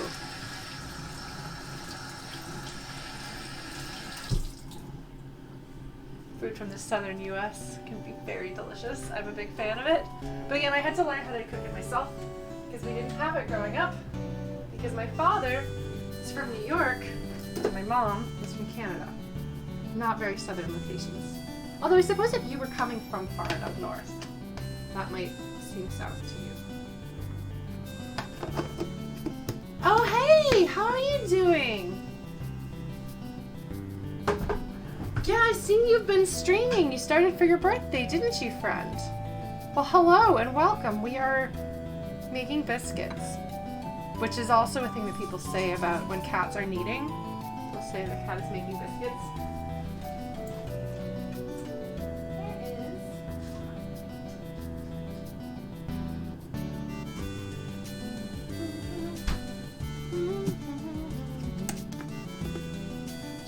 You'd normally put buttermilk in.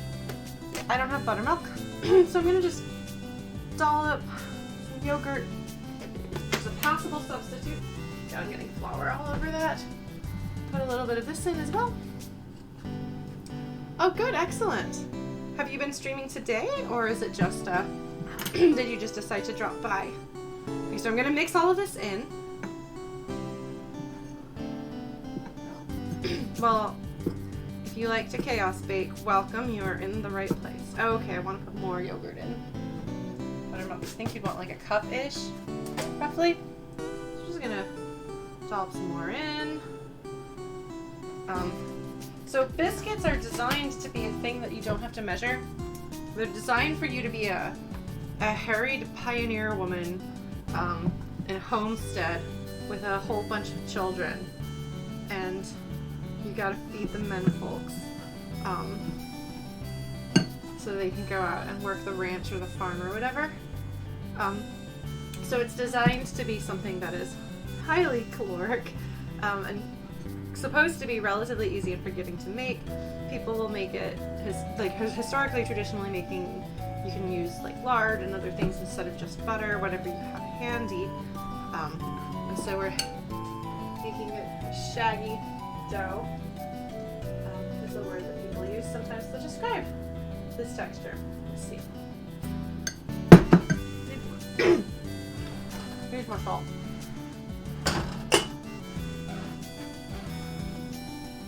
Figured it might. Oh, well, welcome. My Saturday streams are kind of random, based on what I feel like doing or decide that I'm going to do earlier that week, if I actually plan in advance, which I did for this stream. So, don't typically do cooking streams, but they sure are fun hosting. Testing our cakes. They are rising. Yeah, so I don't know what the song we're listening to is, because like I said, I can't hear it because I don't have headphones. But I figured you wouldn't all want to sit in absolute silence while I do this. So, this should be enough. Because you want it to pull away and pull together. I don't know if you can even see what I'm doing here. But I'm trying to... it's still too dry. I'm going to break down and use actual milk, which again is not bagged milk. Sorry to disappoint. I'm going to put some milk in there. And try to stir all this together because we want it to clump together into a ball, which I'm then going to pat out because I am too lazy, entirely too lazy to roll it out properly. So I do a messy, chaotic approach to this too.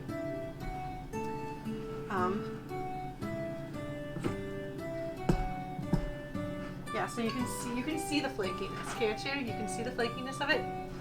Do I need to add more salt still? Maybe a little. But we're getting there. Yes, it requires lots of surface space. Yeah, we are listening to Rune Factory, the Fantasy Harvestment game, which I have played briefly one of, but I did not get super into it. But again, games that are meant to be addicting tend not to work for me. Like they don't tend to addict me. And so things with very repetitive gameplay lose me after a while. Haha, no, it's okay. So right now, what we've got in the oven, which is our true chaos baking, what we've got in the oven is a chocolate banana raspberry cake. But right now, we're making biscuits. That's right. We've got to test it, taste it, and see how it is. Okay, so now it's a bit sticky, which is good. So I'm going to try to mush it all together. Now, a good biscuit dough should be something that you can eat raw. It should be a little bit salty and a little bit sweet and very buttery. So I'm going to try to mush it all together because there's still a whole bunch of dough at the bottom of this that has not gotten mixed in, which is mostly flour, not a lot of the butter. I may have done my proportions wrong of butter to flour, but hopefully not. So I'm mushing this together, and in doing so, I'm trying to make it a bit more of a cohesive whole, because you want to smash it into one piece. And then we are going to flatten it out, put a little bit of flour potentially around it. Man, it gets stuck. It was pretty good though. Just as you can see, It's actually come together. It's a lump of dough. There's still some stuff at the bottom of the bowl, but that might not be the end of the world. So let me get a baking sheet out. Actually, we bake these in the big oven. Since the little oven is occupied. So we'll use a big baking sheet here. Put down some foil. Tin foil, aluminum foil, whatever you call it, wherever you're from. Trying to do this while my hand is a mess. Here we go.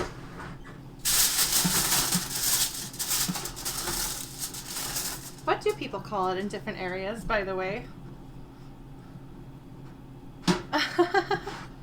Oh, Lucy. Yeah, so this is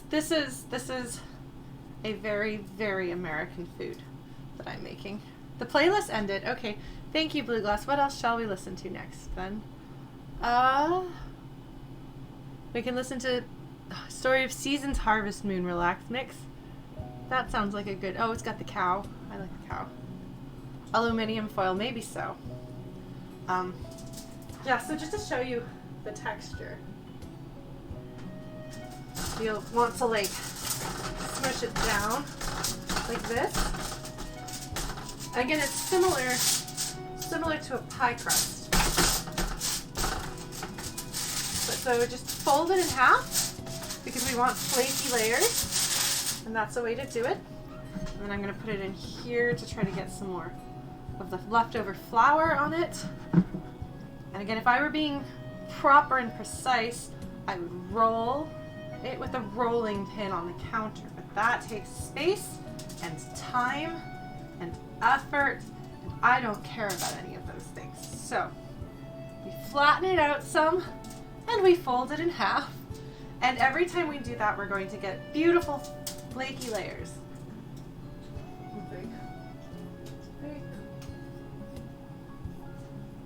Higher temperature for these than for a cake. All right. It's beginning to get a little sticky. Put some more of the flour on it.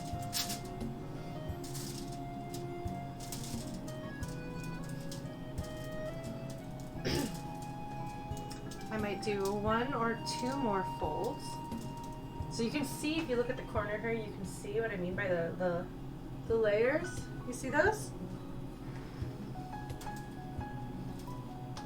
Why is it called tin foil? Because people will talk about a tin foil hat. Like, did it used to be made of tin? Does anybody know the etymology of tin foil, the history of aluminum foil? Do Brits call it aluminium foil? I should know that. My stepdad is British, but I don't remember. Okay.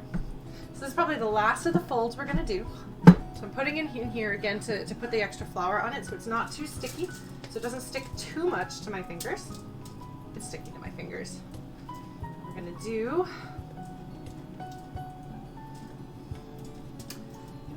squeeze it out because we don't want it to be too thick. I should have heated up the oven first, but I didn't. You're always supposed to preheat your oven first. And in the case of something like biscuits, you definitely want that immediate hot air to hit the dough, because that makes it, the texture and the rise will be right. Okay, probably make it.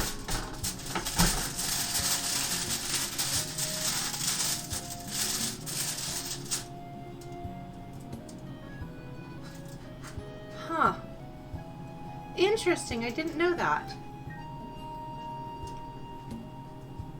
So,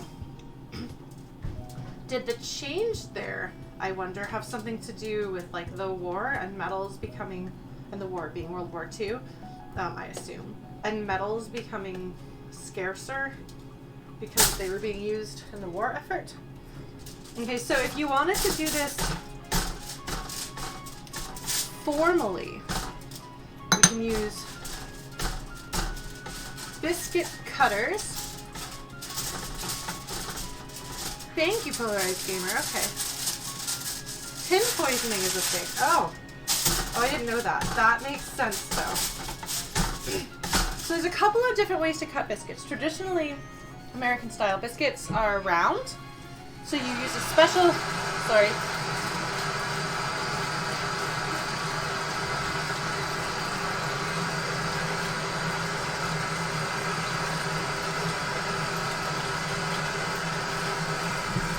You are all full of a lot of information. I wonder how many of you had this floating around or if you just went and looked it up. Let's take a test. We're going to check our cake. Hopefully it's not burned. Hold on. We'll give the other oven a chance to heat up. Oh, not done yet, but just to give you an update on what it looks like. Chocolate cake one. But they're going to need more time, which I figured they would. Okay, let's give it more time.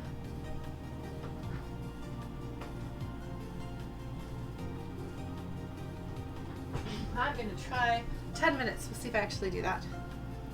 Cost more than platinum per gram. Wow, oh, interesting. Hold on,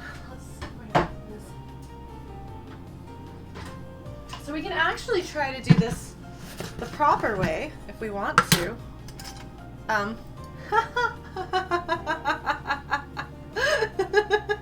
Okay, so for anyone who doesn't know, this is a cookie cutter shaped like the state of Texas, which is where I grew up, and my mom sent those to me when I was homesick. Now these are biscuit cutters, because these are cookie cutters. This, as you can probably tell, is quite an old container. It's probably about as old as I am. Hilariously, in with the Texas, we also have maple leaf. Yeah, you can get almost anything shaped like Texas. In Texas, it's pretty funny. And like for traditional gingerbread cookies, here's the shape of a traditional gingerbread cookie, gingerbread man. I've got stars and things because those are meant for cookies. But these are specifically, as you can see, they've got handles because you just go like this to make your biscuits. So we can make proper biscuits with proper biscuit cutters, which I never do. I cannot remember the last time I did that. Do we want to do that? How do we feel about that, folks?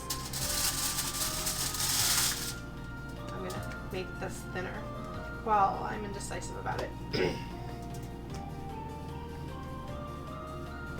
We can also make Texas-shaped biscuits. I've been feeling kind of homesick, so wouldn't mind that. Actually, I was thinking about getting barbecue. There's a Texas-style barbecue place near me that's actually quite good, but I don't like all of their sides. If I had the ingredients, we would just make some sides.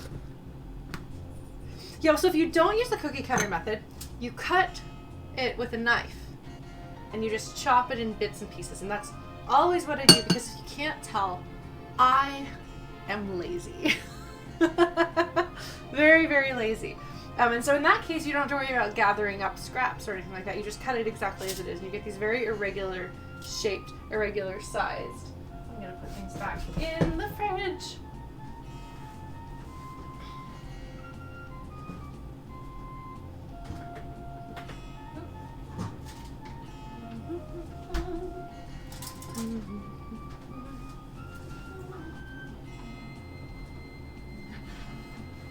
Shall we? I think probably the middle size. We probably don't want the giant biscuit. And these ones are awfully little.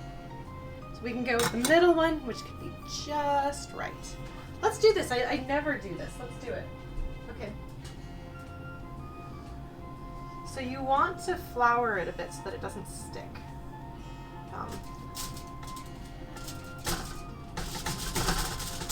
Flour the biscuit too while we're at it. These are going to be thick. So, very important, do not twist. Because if you twist, you will seal the edges and you won't get flakes. Look at that. Look at that. Look at my biscuit. Biscuit. Alright. Press it up. Press it out or let it fall. If you get biscuits from a tin, they're going to look like that. Look at that. Look. Beautiful. I probably didn't put enough baking soda, so they probably won't rise super well.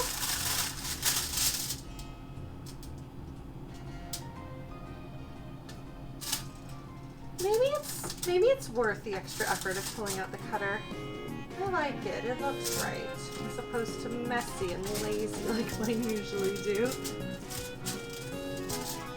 Alright, smush it down a little bit.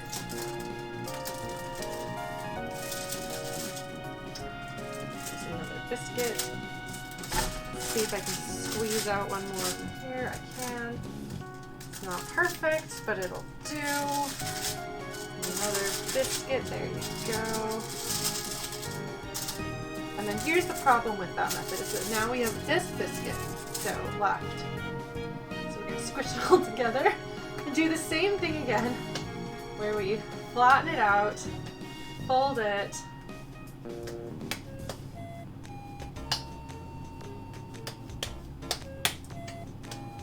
might be sticking these in the oven just as the cakes come out, which would not be so bad timing wise. I need a little bit more flour on the dough here, so I'm going to put a little more flour on. Of course, now I get flour all over myself. Yeah, I was thinking about making gravy if the cake is still going and we've got time. I don't have any sausage though, so I'd have to start it with the butter. But I can do that. That's the trick to making vegetarian biscuits, or vegetarian gravy, by the way, is to use to use browned butter to get that savory taste. Let's do this. Let's do this. We're gonna do this, folks.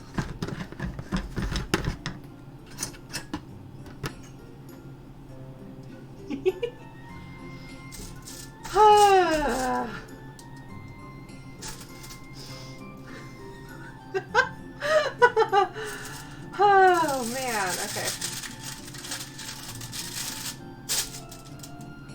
Just gonna have some Texas shaped biscuits. If it'll come out.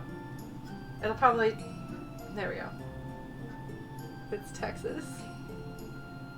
I'm not vegetarian, but I do not have any sausage, so I can't make sausage gravy because I lack the ingredients. But I do have butter, so I can make vegetarian. And I've made biscuits and gravy for vegetarians before, so Texas gets Texas. I don't know how that would be. We're gonna make a couple of these though. Now I'm overworking the dough. These ones aren't gonna be super flaky. I can smell the cake. I'm worried the cakes are burning, but I want to finish these up. Hold on.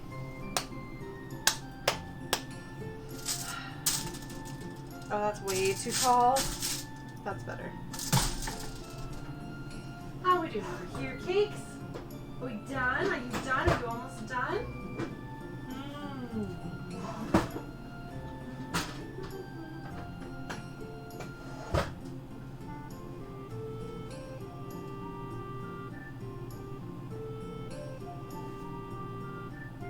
I think it's close. I don't think it's quite there yet, but I think it's close. Give it a couple minutes longer. And the other one is going to take longer, the one that's less sweet and in the bigger container. It's not even ready for the toothpick test. It will be later, but right now I can tell it's still too wobbly. All right, Texas. Come on. Come on, Texas. I know you don't like being told what to do, neither do I. Texas biscuits. I've got Texas biscuits, folks.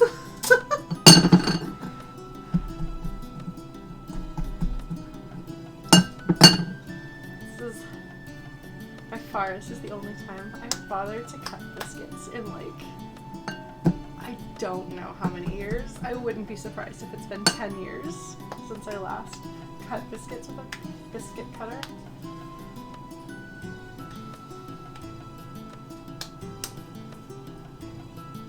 Well, just have 2 Texas biscuits, and then we're just gonna cut this one in half. This is what I usually do. So I usually just cut them, and then you have 2 weird shaped biscuits, but they work.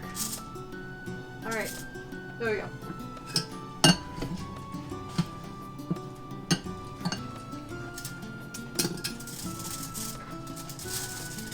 I feel like I need to take a picture of this.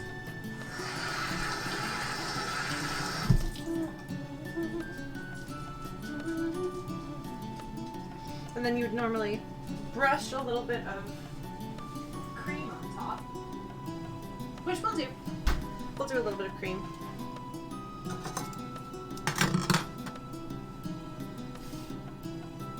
Oop, that's definitely more than a little bit of cream. We do this to get a nice golden brown top. I don't have a brush, so I'm using my fingers because they are clean, because I washed them. Yes, Lucy, I will definitely post pictures on Discord if folks want.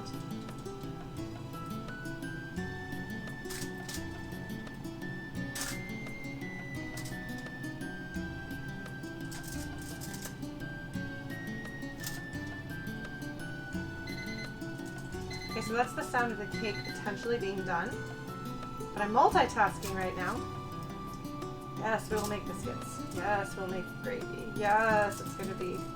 I've been trying to eat healthier, but this is not, by the way. Cat head biscuit, Adam? Is that actually what they're called? Is that the actual name for that? Because that would be delightful. I would be delighted by that.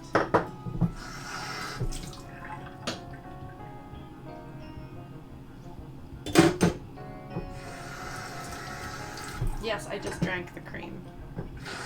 I drank the leftover cream and I don't regret it. Alright. Let us check our cake, see how it's doing.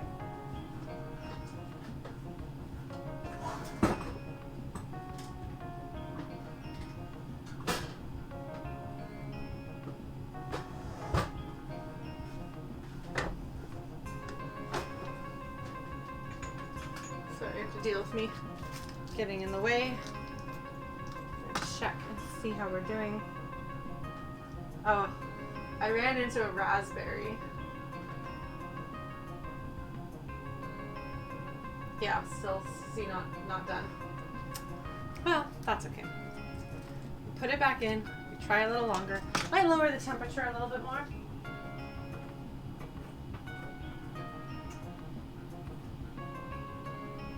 Put this back in. So I will take this out a little bit earlier, or before I think it's done, because a chocolate cake that is overdone is worse than a chocolate cake that is underdone. Adam, where are you that is a name? I like that name. If you don't mind my asking, because I haven't heard that before, but I like it. But I'm curious about regionalisms. And I want to adopt that one.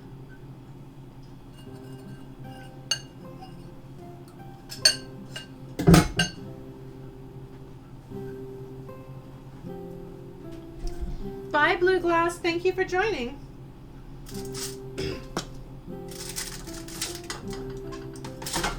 I should have taken some photos of the process of baking the cakes, but I didn't.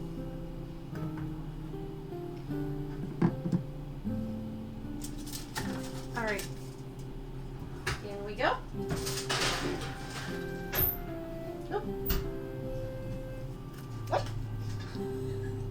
Okay, Google. Set a timer for 15 minutes and call it biscuits.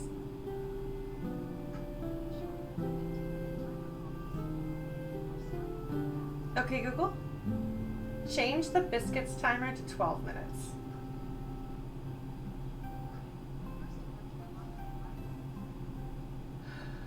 Thanks, Google.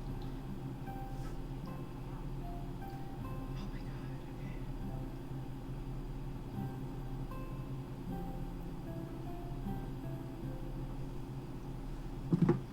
All right, shall we do this? Let's do this. We're gonna make gravy. That's the spirit, Blue Glass. Yes. So gravy is traditionally made with whatever kind of meat, fat you have around. So usually bacon or or sausage, a good breakfast meat. Theta, well, the cakes are still going in the oven. I made American style biscuits, and now I'm gonna make cream gravy to go with them. Maybe I'll do a bit more of this. Though I shouldn't be making too much of this because I don't want to I don't want to have tons and tons left over. But so in the absence of meat to give it the nice savory umami type flavor, we are going to brown the butter. And that will give the flavor. And then we'll put, basically it's super easy. You just put flour, you have the fat that you're using, which like bacon grease or whatever.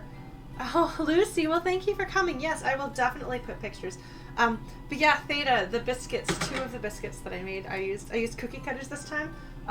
And they are Texas shaped. So, hold on, I'm gonna put more things away now that I don't need, so I can clear some space to let things cool down.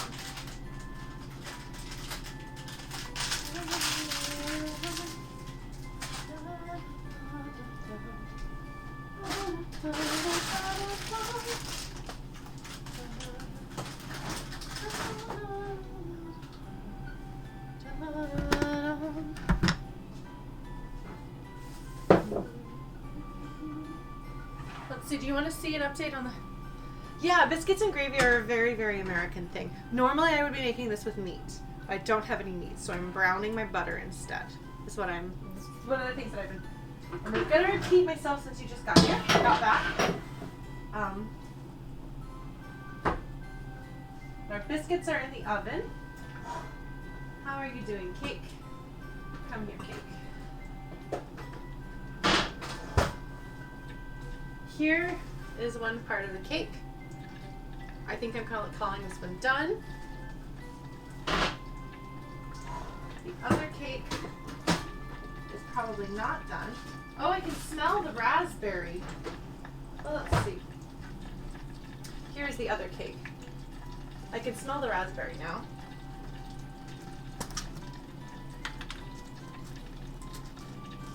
Yes, biscuits and gravy are like a quintessentially American and Southern American specifically thing. That might actually be done. Okay. Well, we're calling it. I'm calling it done. I'm calling it done. Turning that oven off.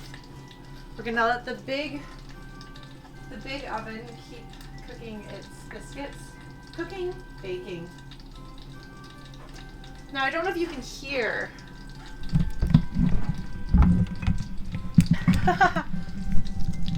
Can you hear this? That's the sound of the butter cooking. Because I'm taking the butter and I'm going, oh, what if I put this up here? That's probably easier to hear. Maybe I should do this next time. Is that better? Can you hear that better? Does that work better? And if you look here, you can see the bits of the butter that are brown. It's browning, which is what we're doing. We're trying to brown the butter. And then,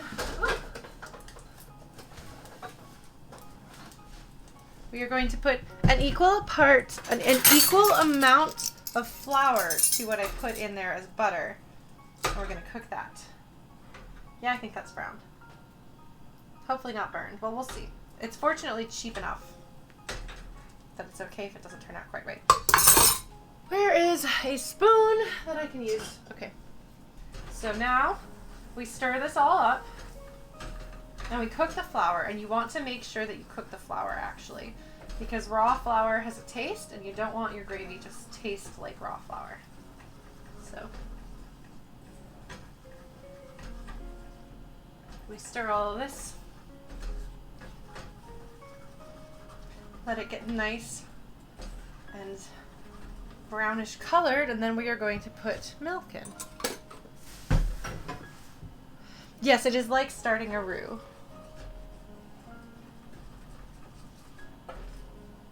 Yeah, we had some downtime while the cakes were in the oven, and I wanted us to do something with that time that wasn't boring, so I decided we would make biscuits, and that necessitated making gravy to go with it, so that cook a bit more. So you put a whole ton of black pepper in. And maybe, if you feel like it, a hint of nutmeg. Nutmeg goes very well with creamy things. No. Did I even get any in? Maybe. That'll do. You don't need a lot, just a little. Oh yeah, no, it's nutmeggy.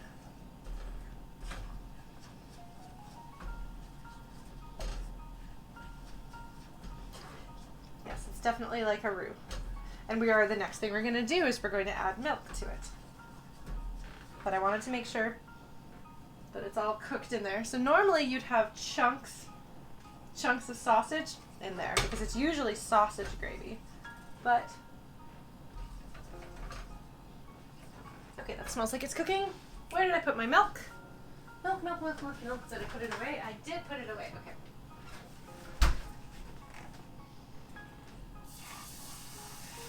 Sizzle, sizzle, sizzle.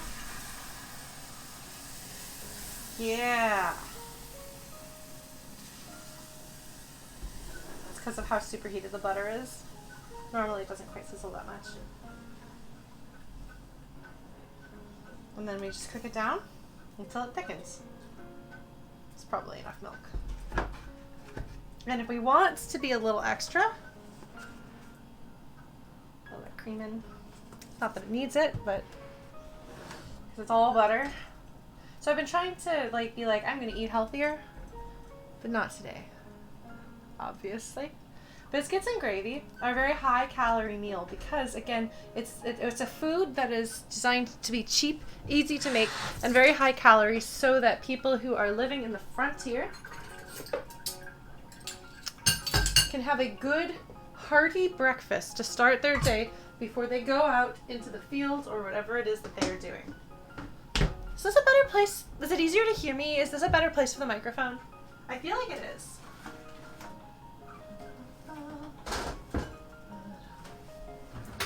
Ah, biscuits. Slowly rising. Comfort food today, yes. Well, like I said, I was feeling very sad yesterday. I was feeling very, very homesick. So I was going to get home tasting food. So this is kind of like that. Sophie! Hi, Sophie! Do you want to come say hi? Sophie! Who's a little meow? Who's a little meow? Sophie.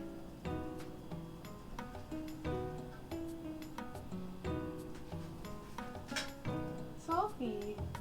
Sophie, will you say hello to the camera?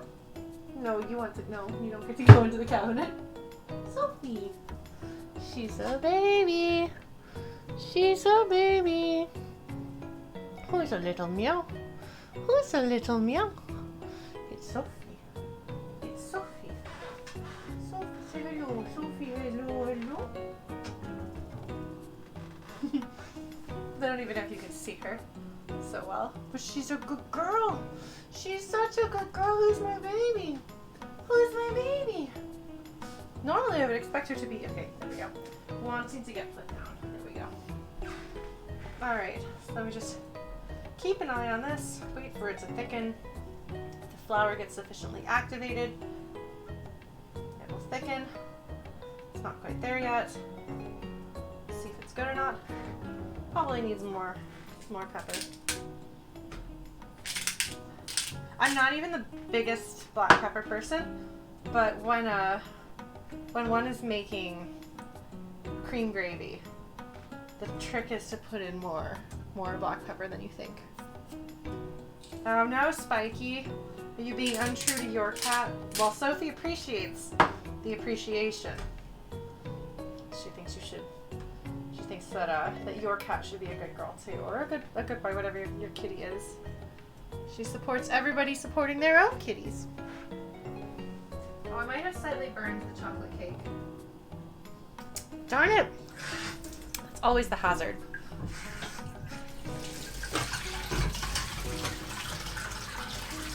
Oop. All right, soaking that a bit. Aha! Maybe that's a little too high. Come on.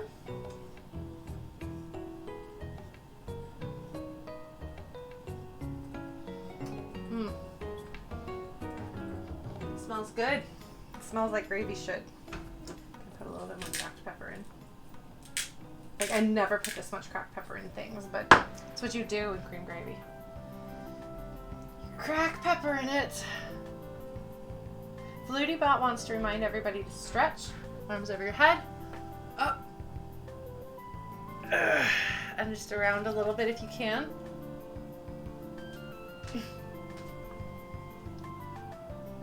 Yeah, we'll see. Hopefully the whole thing isn't overcooked and dry. But again, if it didn't turn out, it's not the end of the world. See, if you look at this, you can see that corner. That corner is burned. The rest is not. I'm gonna put these over here to cool because I'm gonna be putting the biscuits over here. This one smells more like the banana. Oops. I just have to be careful because I've got wires and I don't want to let them near the heat. Alright. That is the sound of our biscuits potentially being done. Gravy is still thickening. It's not quite there yet, but it's close. Don't multitask like this unless you're comfortable. Unless you're confident in what you're doing. Hi, Sophie. Are you a baby? Oh, man. Our biscuits are getting very done on the bottom, but not on the top. Interesting. Just to show you an update of... Here's our biscuits. They're supposed to be browned on the top, not the bottom. But as you can see, there's my Texas ones. They're coming along pretty okay, though. I think they just need a few minutes more.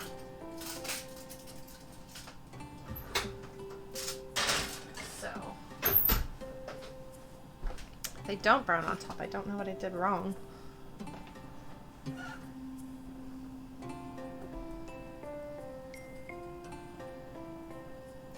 Yeah, if the cake is too dry but it tastes okay, we can make whipped cream. There's a lot of things we can do. We have options. Thanks, Manelli.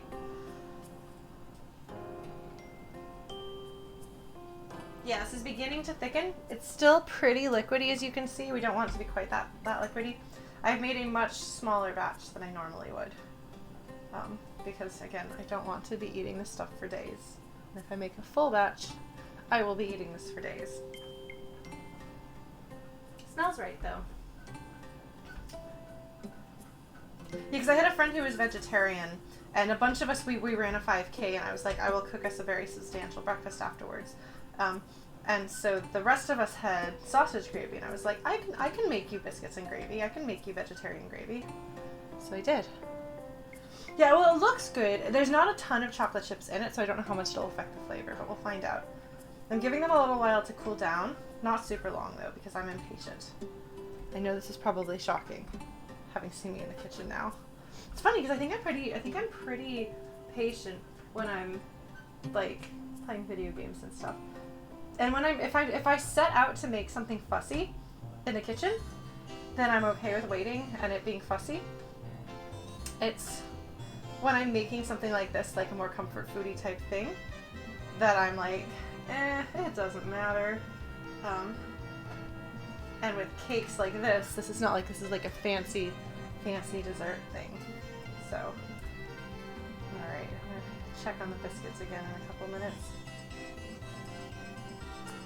In the meantime, we've got nicely bubbling gravy. It's thickening. It's definitely thickening. Normally, you would have like little clumps of sausage in there, which would give it a very nice texture. Well, I think it's a nice texture. Some people complain about it. But for me, when I look at the texture, I'm like, ooh, gravy, I like that. But if you don't already have an attachment to gravy, it might not look good. There are people who don't like gravy. I don't like brown gravy, so I guess I shouldn't blame people for not liking cream gravy. So for American Thanksgiving, the traditional thing to eat is a turkey. And so people make gravy with the turkey drippings. And I don't like brown gravy, so at one point I made my own. I made my own cream gravy to go with the turkey. And my very not southern aunt was like, "What is this blasphemy?" Yeah, I don't think these biscuits are going to cook on top, but I feel like they cooked all the way through otherwise. Yeah, they're just not browned. All right. Well, that's fine. They're fine. It's all fine.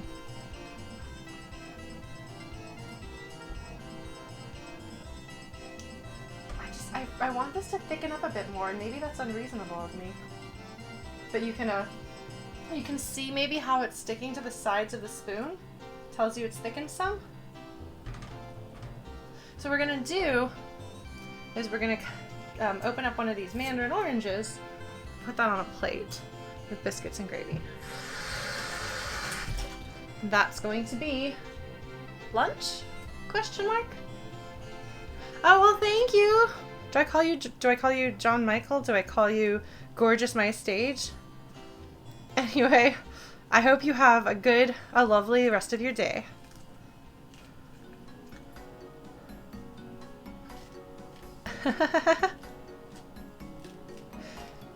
Yeah, I feel like I can actually be very patient situationally. But if I don't, I don't know. All right, well, thank you so much for coming by, and I hope that the rest of your day is lovely. Take care of yourself and stay safe out there. All right, Gravy, are you done?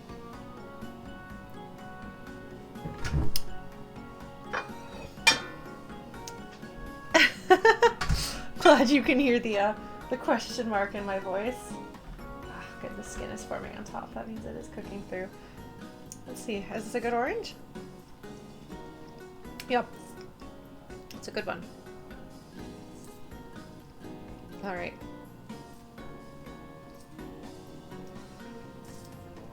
So again, ideally, like, this would be served with, like, well, since I made the gravy, you don't need to have, like, meat with it, but I'd be like, okay, I made, like, scrambled eggs and biscuits and gravy with meat in it and some fruit. Here is a very, very filling meal that is the meal that you will be eating for the rest, that you will be full for the rest of the day. It sticks to your ribs, is a saying. Yeah, I don't know why these didn't brown on top. Maybe because I put too much cream on. But yeah, look at that. Looks pretty nice though, doesn't it? Smells good. Yeah, and see they fluffed up.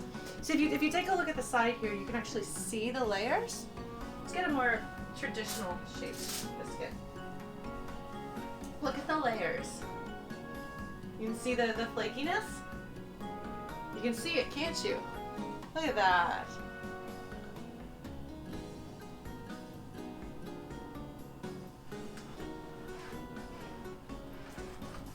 I know what I'm doing with biscuits. Notice also I didn't measure anything for the biscuits, but I actually know roughly what I want with the biscuits. Is you want, I think, roughly half a cup of butter, roughly 2 cups of flour, like 2 teaspoons of baking powder, half a teaspoon of baking soda, and maybe a teaspoon of salt. Yes, we've got oranges out so we can pretend to be eating something healthful with our biscuits and gravy. Which is not helpful. And maybe I'll make up some whipping cream to go with our chocolate thing. Let's do that. Okay, so some of you may not know, I baked all sorts of chaos, Chrono. I finished the cakes and then we had time to spare, so I made biscuits and gravy. So some people don't know that you can making whipped cream at home is very easy, so we're gonna do that. Because whatever the cakes are like, we'll put cream on them. I'm trying to, maybe this is okay, I'll just take it here. So if you want whipped cream to whip faster, the way to do it is to make sure everything is very cold. Put this over there. Put this over here. Yeah, oh, Chrono, I made Texas-shaped biscuits. I made normal-shaped biscuits, too. I always just cut them. Apparently, what is it called? Cat face biscuits. Normally, I just cut them and then they're not shaped. But I actually did use regular biscuit cutters. But then I also had a little taste of home right here. Look at that. Look at that. So let's see what happens if we break it open. A little bit of steam rises. I don't know if you can see the steam rising. You can see the steam rising. Look at that. Look at those layers. Look at those layers. Look at that. It's not even my best batch, but like it's pretty good, right? Right? We did pretty all right. I'm pretty good at making biscuits. All right. Oh, the orange is nice. But yeah, so I'm chilling the bowl for some whipped cream. We're gonna whip some cream, and then we'll have that with our cake and potentially also on our biscuits. So you can put this on the biscuit if you want a savory biscuit, or you can put jam or honey. Yeah, you can put extra butter on it. Oh man, do you want? Shall we be that extra? Shall we be that extra? Completely. No, we're gonna put. Lauren, you're about to put gravy on it. All right. So our gravy. Look at that. This is what I mean by it's thickened. I don't know if you could see before it was running like a liquid, like a soup. Now it is not. It could even stand to thicken up a bit more, but it'll thicken up more with it if it sits some. Look at that. Look at that. Gravy go. Unless those of you who are Southerners think I should cook a little bit longer. I don't know how many Southerners we've got in chat though. This is the time of day that we get more Europeans, although like the Europeans have been like stepping out to like have dinner and things. But I like having the Saturday streams at a time that lets a wider variety of people who can't usually come to my live streams to make it. It's a little bit gritty, but that's probably the brown butter. Okay.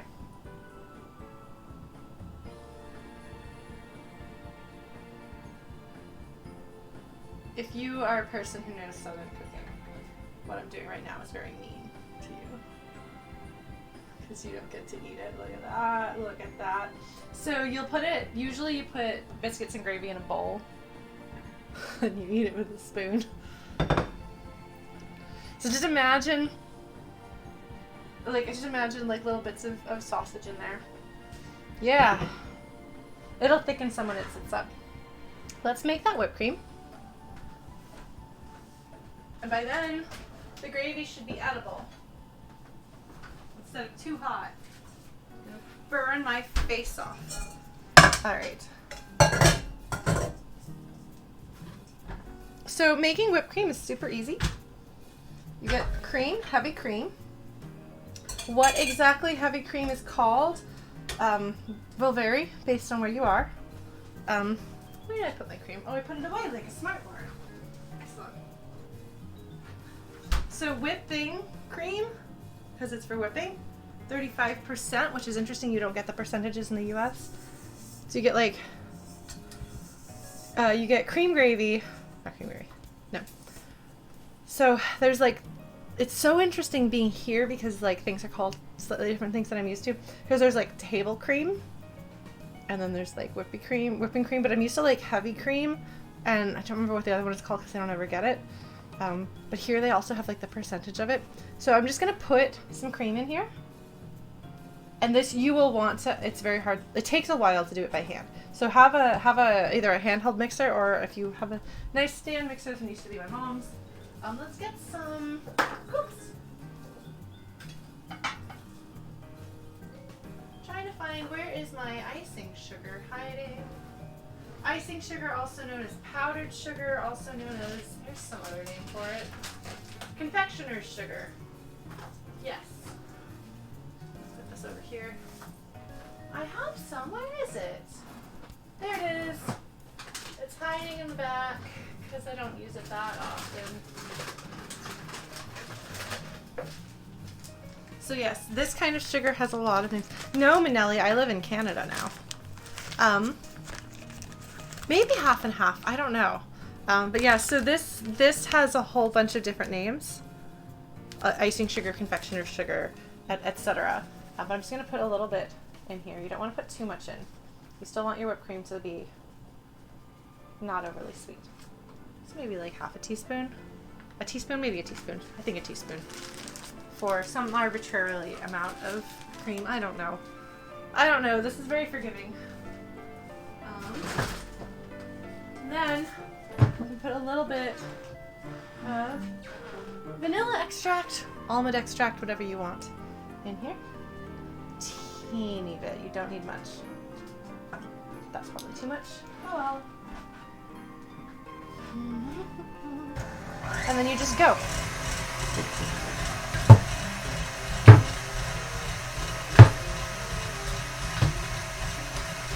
And while that goes, I'm going to wash my dishes some. So, is the sink less loud with the microphone placement up here? Because if so, I'm definitely going to get out my cookie cutter box and put my microphone on it for baking streams, cooking streams in the future. Because you can see, if you look in the big camera, you can see that it's sitting on this old cookie cutter thing that is like as old as I am, probably, that my mom gave me. That was ours when I was a child.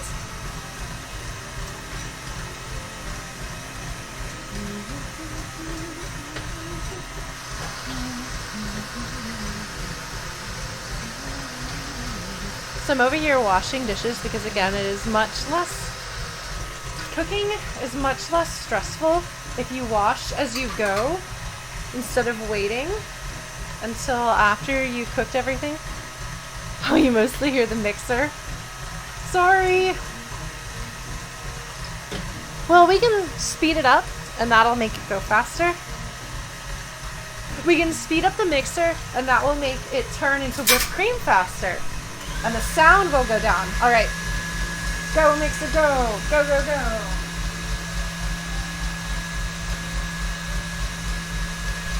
So an important thing to remember with whipped cream is that you will make a lot more of it than you think because you are literally whipping air into it as you put a whole ton of air into it. So I didn't put a ton of cream in, but you're going to see just how much it is once I take it out. I'm glad I'm much more audible. I'm definitely going to do this in the future then. This is good to know. I'm doing research and making notes. Because I think we should do these streams sometimes. Like, it's been like 2.5 months since my last one. But they're fun. I can pick a day and a time that is not the most interrupting thing ever.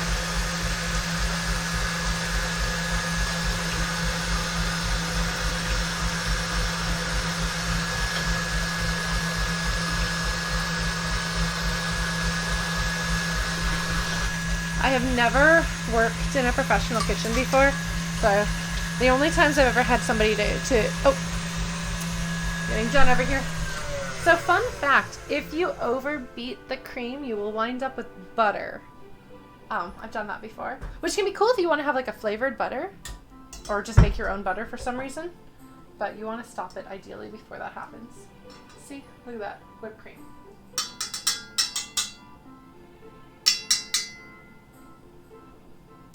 Delicious. Oh, maybe I actually should have had a little bit more sugar. Oh well. The problem with having stuck this in my mouth. I'm gonna put a little bit more sugar in, but I gotta rinse this off first. So I shoved this whole thing in my mouth. But yeah, sometimes if I'm like cooking a special meal for someone, they will help out by washing as I cook, which is fun. So we actually had a Flutie Pies retreat a couple of years ago, and I cooked for everybody. We had some trouble getting folks to clean, so if we do that again, and if I decide to cook again, or if we take turns cooking, we're going to sign up in advance for who cleans one. We'll see if we do that. It was fun. Oop. Gotta be careful working with powdered sugar. It goes big cloud.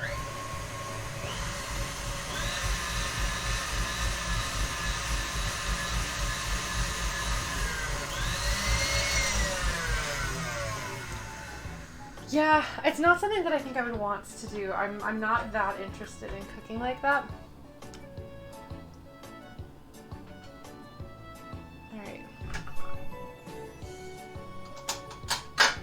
Like, I enjoy it as a hobby thing, but I'm not like... Do I have whipped cream on my face? Oh, I do. Well, look. Dignity. Dignity and grace. Hold on, let's see. That's better. You can always add more sugar, but you can't take sugar out. Alright, so we're gonna do this.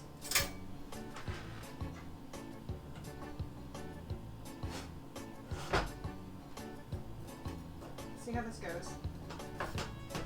So it's crunchy. Well, the cake kind of came apart. The top came right off. Oh yeah, this is a little overdone. Well, look. I knew that was a risk.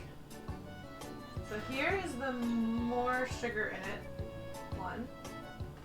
Pretty good crumb. Smells tasty. It has some visible moisture to it. I expected it to be drier because of, or actually I don't know. This one looks like this was actually underdone. The proper cake. Let's get a fork out here and see what's up.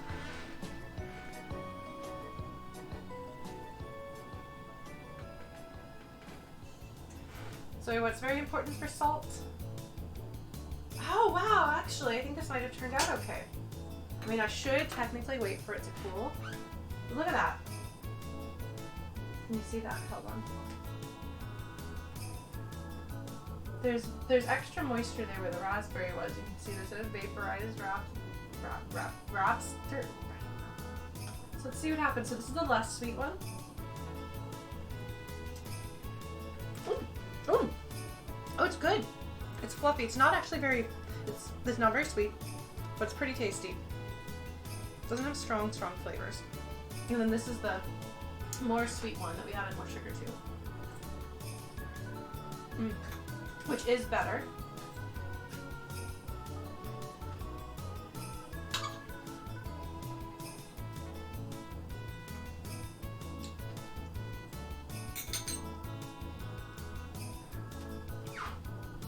It's good. Folks, you did well. Yeah, I'm gonna add some whipped cream because it doesn't hurt, but it's not necessary actually. It's really good. Like, it's a little bit weird because of the different flavors in it. It's pretty tasty actually. Yeah. With slightly, lightly sweetened whipped cream. Yeah. Not bad. Not bad. All right. So I'm gonna eat biscuits and gravy.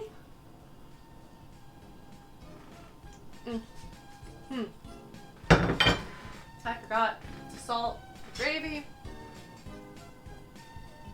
but otherwise it tastes good.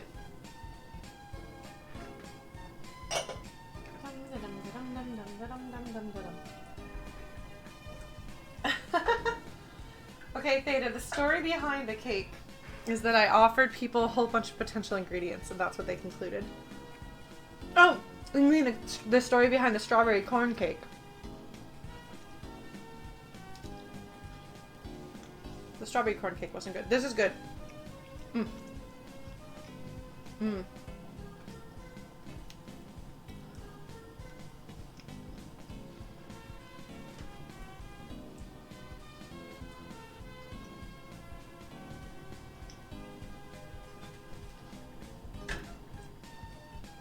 Cooled a little bit too much actually.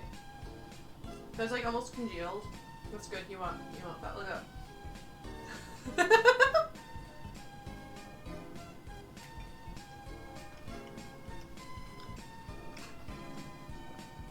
Yeah, the cornberry cake was a fundraiser stream. We were raising money, I think for St. Jude or something like that, so people could actually like donate to pick ingredients. So I used cornmeal. Not like corn, but cornmeal. Or corn flour, or is that cornstarch? I don't know. But they voted for that, and also strawberries. And strawberries release a lot of liquid, so this is good. Mm. The gravy is so creamy. It would be better with a little sausage, but it's fine as is. Mm. Mm. So I forgot to salt it because usually the meat gives it enough salt. Ooh. Oh no, it was terrible, Theta. It was really bad. and then it rotted because my friend who paid for it to be cornmeal, she was gonna come over and try some because she was local. But by the time she came a couple of days later, it had rotted. Look at all the moisture. Let's go back to this. We definitely did better than that this time around. I don't think the whipped cream is necessary.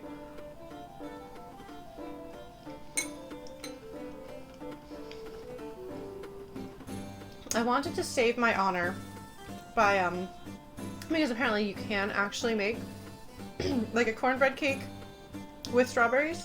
So I was gonna follow an actual recipe and make a better version, but I never did.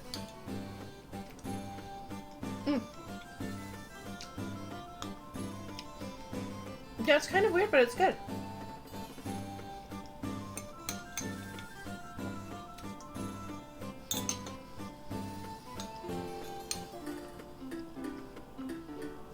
Well done.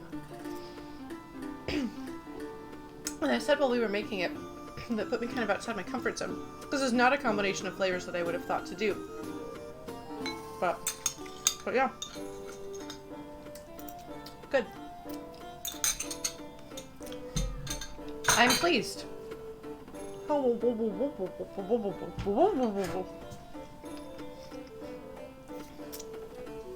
of want another biscuit. So I'm going to take this one. What did you say it was called? The cat face biscuit? Look at those layers! Oh, good job, Lauren. And then you can put all sorts of things on here if you want. It's really tasty. You don't have to dry the strawberries, but you would have to do something.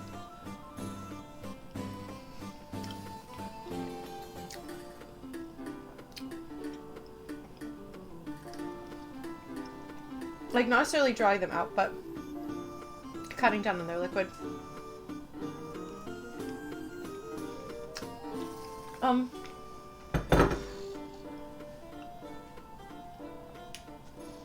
I think it's not a dominatingly strong chocolate flavor. And it's not a dominatingly strong banana flavor, and the raspberries are very much like when you come across a raspberry, and you're like, oh, there's a raspberry, and it's kind of a surprise. But I don't know.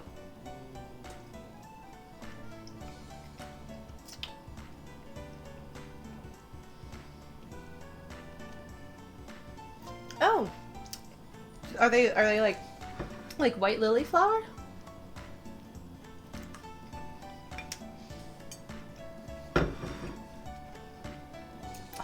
Hilariously, there's a restaurant up here called the White Lily Diner because they import white lily flower and use it to make their biscuits. It's like, ooh, Southern American cuisine, and I'm like, haha. Right?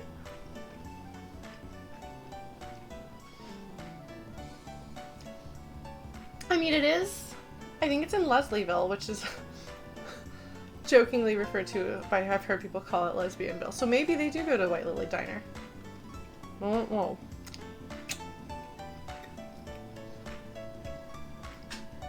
Biscuits and gravy.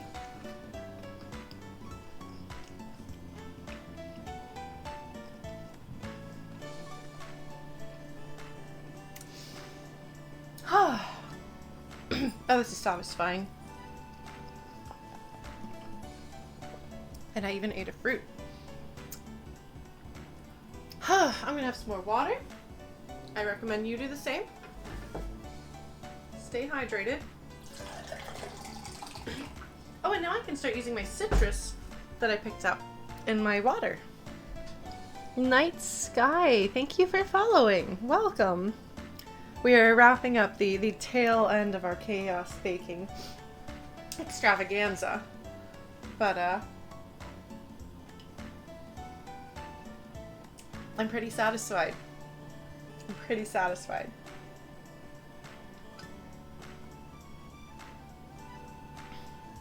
If I have one more biscuit today, it will be a Texas biscuit. Because I was like, oh, I'll save those. I'm like, no, don't save them, Laura. Eat them. They're best when they're fresh. So, yeah. And I hope this has been fun for you folks. I hope you and those of you who were around to make recommendations for the cake, I hope that you are satisfied with what you have done. Pleased with your contributions. And we did like just about exactly 3 hours. I gotta stretch, sorry.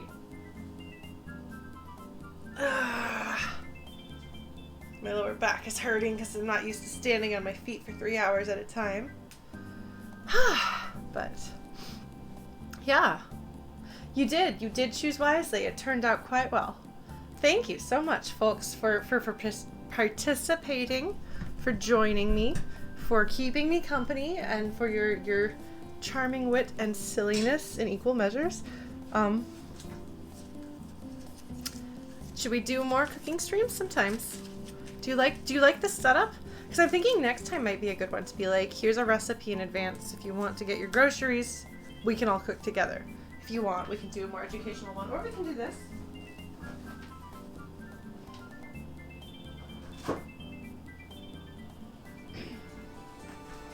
Or we can do both and have a planned meal and a chaos dessert.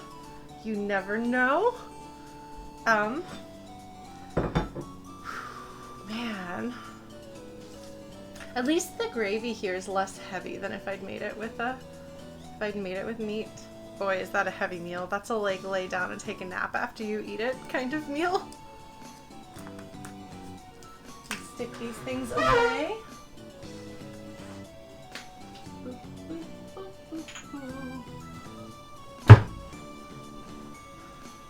Put this away. Yes. I think I might go ahead and shut down soon then, folks, because I could probably stand to finish the last of my cleaning up and stuff. Okay, Theta, yeah, I mean, I do want to, like, demystify the process, because I think a lot of times people think that in order to cook, you have to do everything right. It has to be precise. You have to follow the steps, and this is how it works. In the same way with baking, especially. So people are kind of, like, scared to even try, because they're like, cooking is either, like, and I go all into this thing that's, like, either going to be hard or time-consuming or demanding or something, or I just won't do it. It's like, actually, no, you can just kind of mess around in the kitchen, and that's fine. And again, like, I used to have, with my ex, I had this, like, thing where I was like, okay, if I'm cooking dinner, if it's inedible, I'll buy us pizza. So it's like, that kind of takes the pressure off, and then you just do your best. But it's fun, and to remember, like, it's not the end of the world if it doesn't turn out perfectly, you know? Like, if this cake had been bad, well, then we would have had the next cornberry cake story. But it wasn't bad. But it could have been, and that would have been totally fine. Like, this cornberry cake, we all like to make fun of it, those of us who were there for it. And that's fun, that's enjoyable. If you make something that is, like, incredibly terrible, you can be like, this is a story that I have just acquired. And if you make something that's just kind of meh, okay, that's fine. That's fine. You maybe you didn't level up. Maybe you did level up in the process and you learned something, and the next time you make it, it's going to be way more delicious. You never know. So, like, no pressure. Yeah. That's actually one of the reasons why I started doing cooking streams, is because I wanted people to not be scared of cooking and baking and not be like, this is... Because, like, part of why this turned out is because I do actually know what I'm doing. So, if I didn't know anything about baking and I was just randomly throwing things in without a recipe, it probably wouldn't have turned out as well. It might have, but it would have been like the odds of it turning out weirdly or badly would have been higher. Like, I'm not going to lie and say that that's not a factor. But like, you practice by doing to get to this point. I made all sorts of bad things, even following recipes for the longest time, because I didn't really learn to cook much when I was growing up. I just, that wasn't something that was really a big part of my life. So I kind of in my like early to mid 20s had to learn a lot in order to be able to cook. And it was helpful having a friend who was really good and could explain why things work the way they do and what they do. Which is something that I'm happy to do, and since it sounds like we've got a few people who have like actual professional cooking experience to pull from, you're of course welcome to weigh in as well. But like, I hope that you can be like, oh, okay, this is a thing, like, because I can tell you, like, this is where it's like, it's easy to experiment with these things if you keep these things true. Like, there are certain areas in recipes where it's like, okay, you can add in what you want. You can substitute. These two things are very easy to substitute to figure out which one you like better. And then kind of eventually maybe get to the point where if this is a thing, if this madness is a thing that seems appealing for you to do, you can do that. Yeah, you can just keep working on it and cook more. I would love to do more cooking streams sometimes. I'm excited to have a setup where I can do that. But yeah.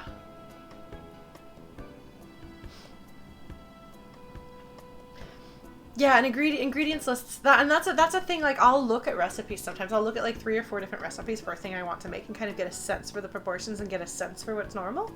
And then just kind of roll with it and do my own thing, sometimes based on what my personal preferences are. Like, I tend to prefer the taste of brown sugar in things, so I have to look and see, like, is there a way to do this with more brown sugar, or is this like a you don't need the extra moisture? Okay, I guess I won't be able to make that substitution. It's helpful. But also there's no shame in just following a recipe. Like, that is a perfectly reasonable and decent thing to do. And I did that for a long time. Like I said earlier at the start of the stream, this whole chaos baking thing has an extra meaning to me. Like, it has extra value besides just me baking. Like, if that's not what you're going for, do whatever makes you happy, man. Cook the food, bake the food, follow the recipes, whatever you like. I have some favorite food blogs with like really good recipes. Simply Recipes is a good one, but my favorite is why am I blanking? What's her name? I've completely blanked on my favorite food blog. But they're like, if you find someone whose taste overlaps with yours a lot, then you can just kind of get inspiration from what they've got. And the recipes that they do, you can be like, okay, I tend to like your taste, so I tend to like your recipes, so I'll try this thing that I've never heard of before, and I'll follow your instructions. Yeah, cooking doesn't have to be scary or hard, and there's people who can help you through it, and resources available, and if you don't know what you're doing, but you want to dive in, there's a lot of stuff for beginners as well. So yeah, maybe we can do one where we cook together next time. And I'll have to think about what to cook.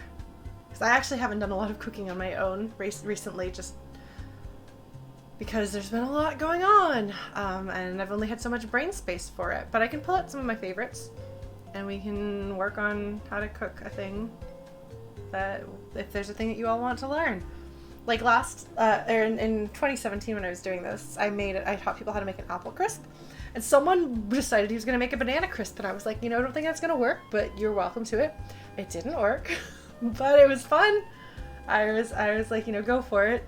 Banana and apple or pear have different properties.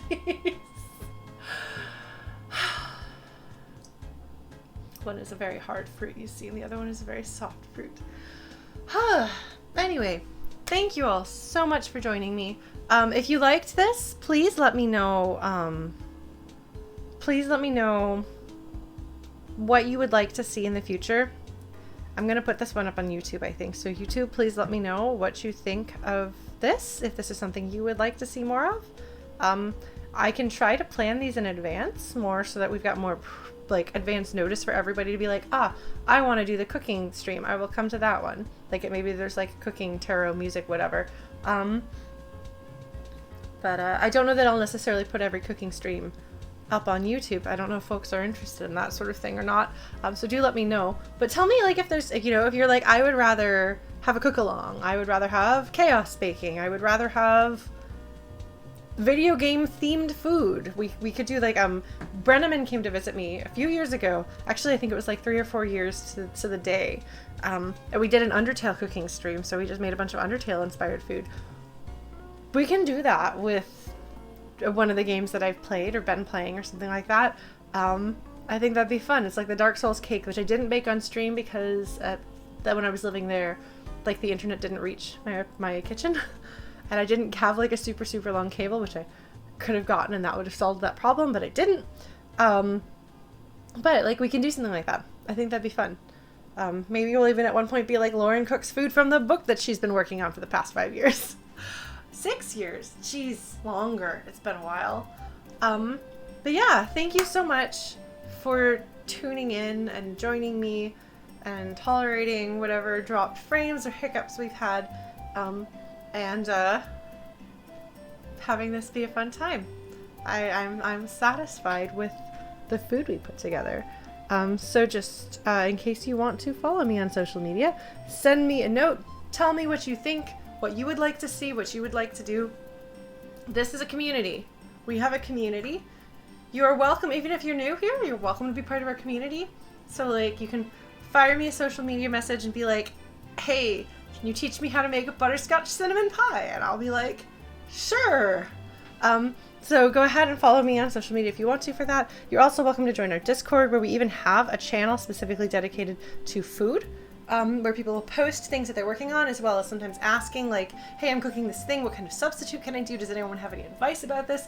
And we have a whole range of people with experience and skill in things. So it's a good time. So thank you so much. Please feel free to stick around in our community and keep in touch. Take care of yourselves and have a lovely Saturday and the rest of your weekend. Bye.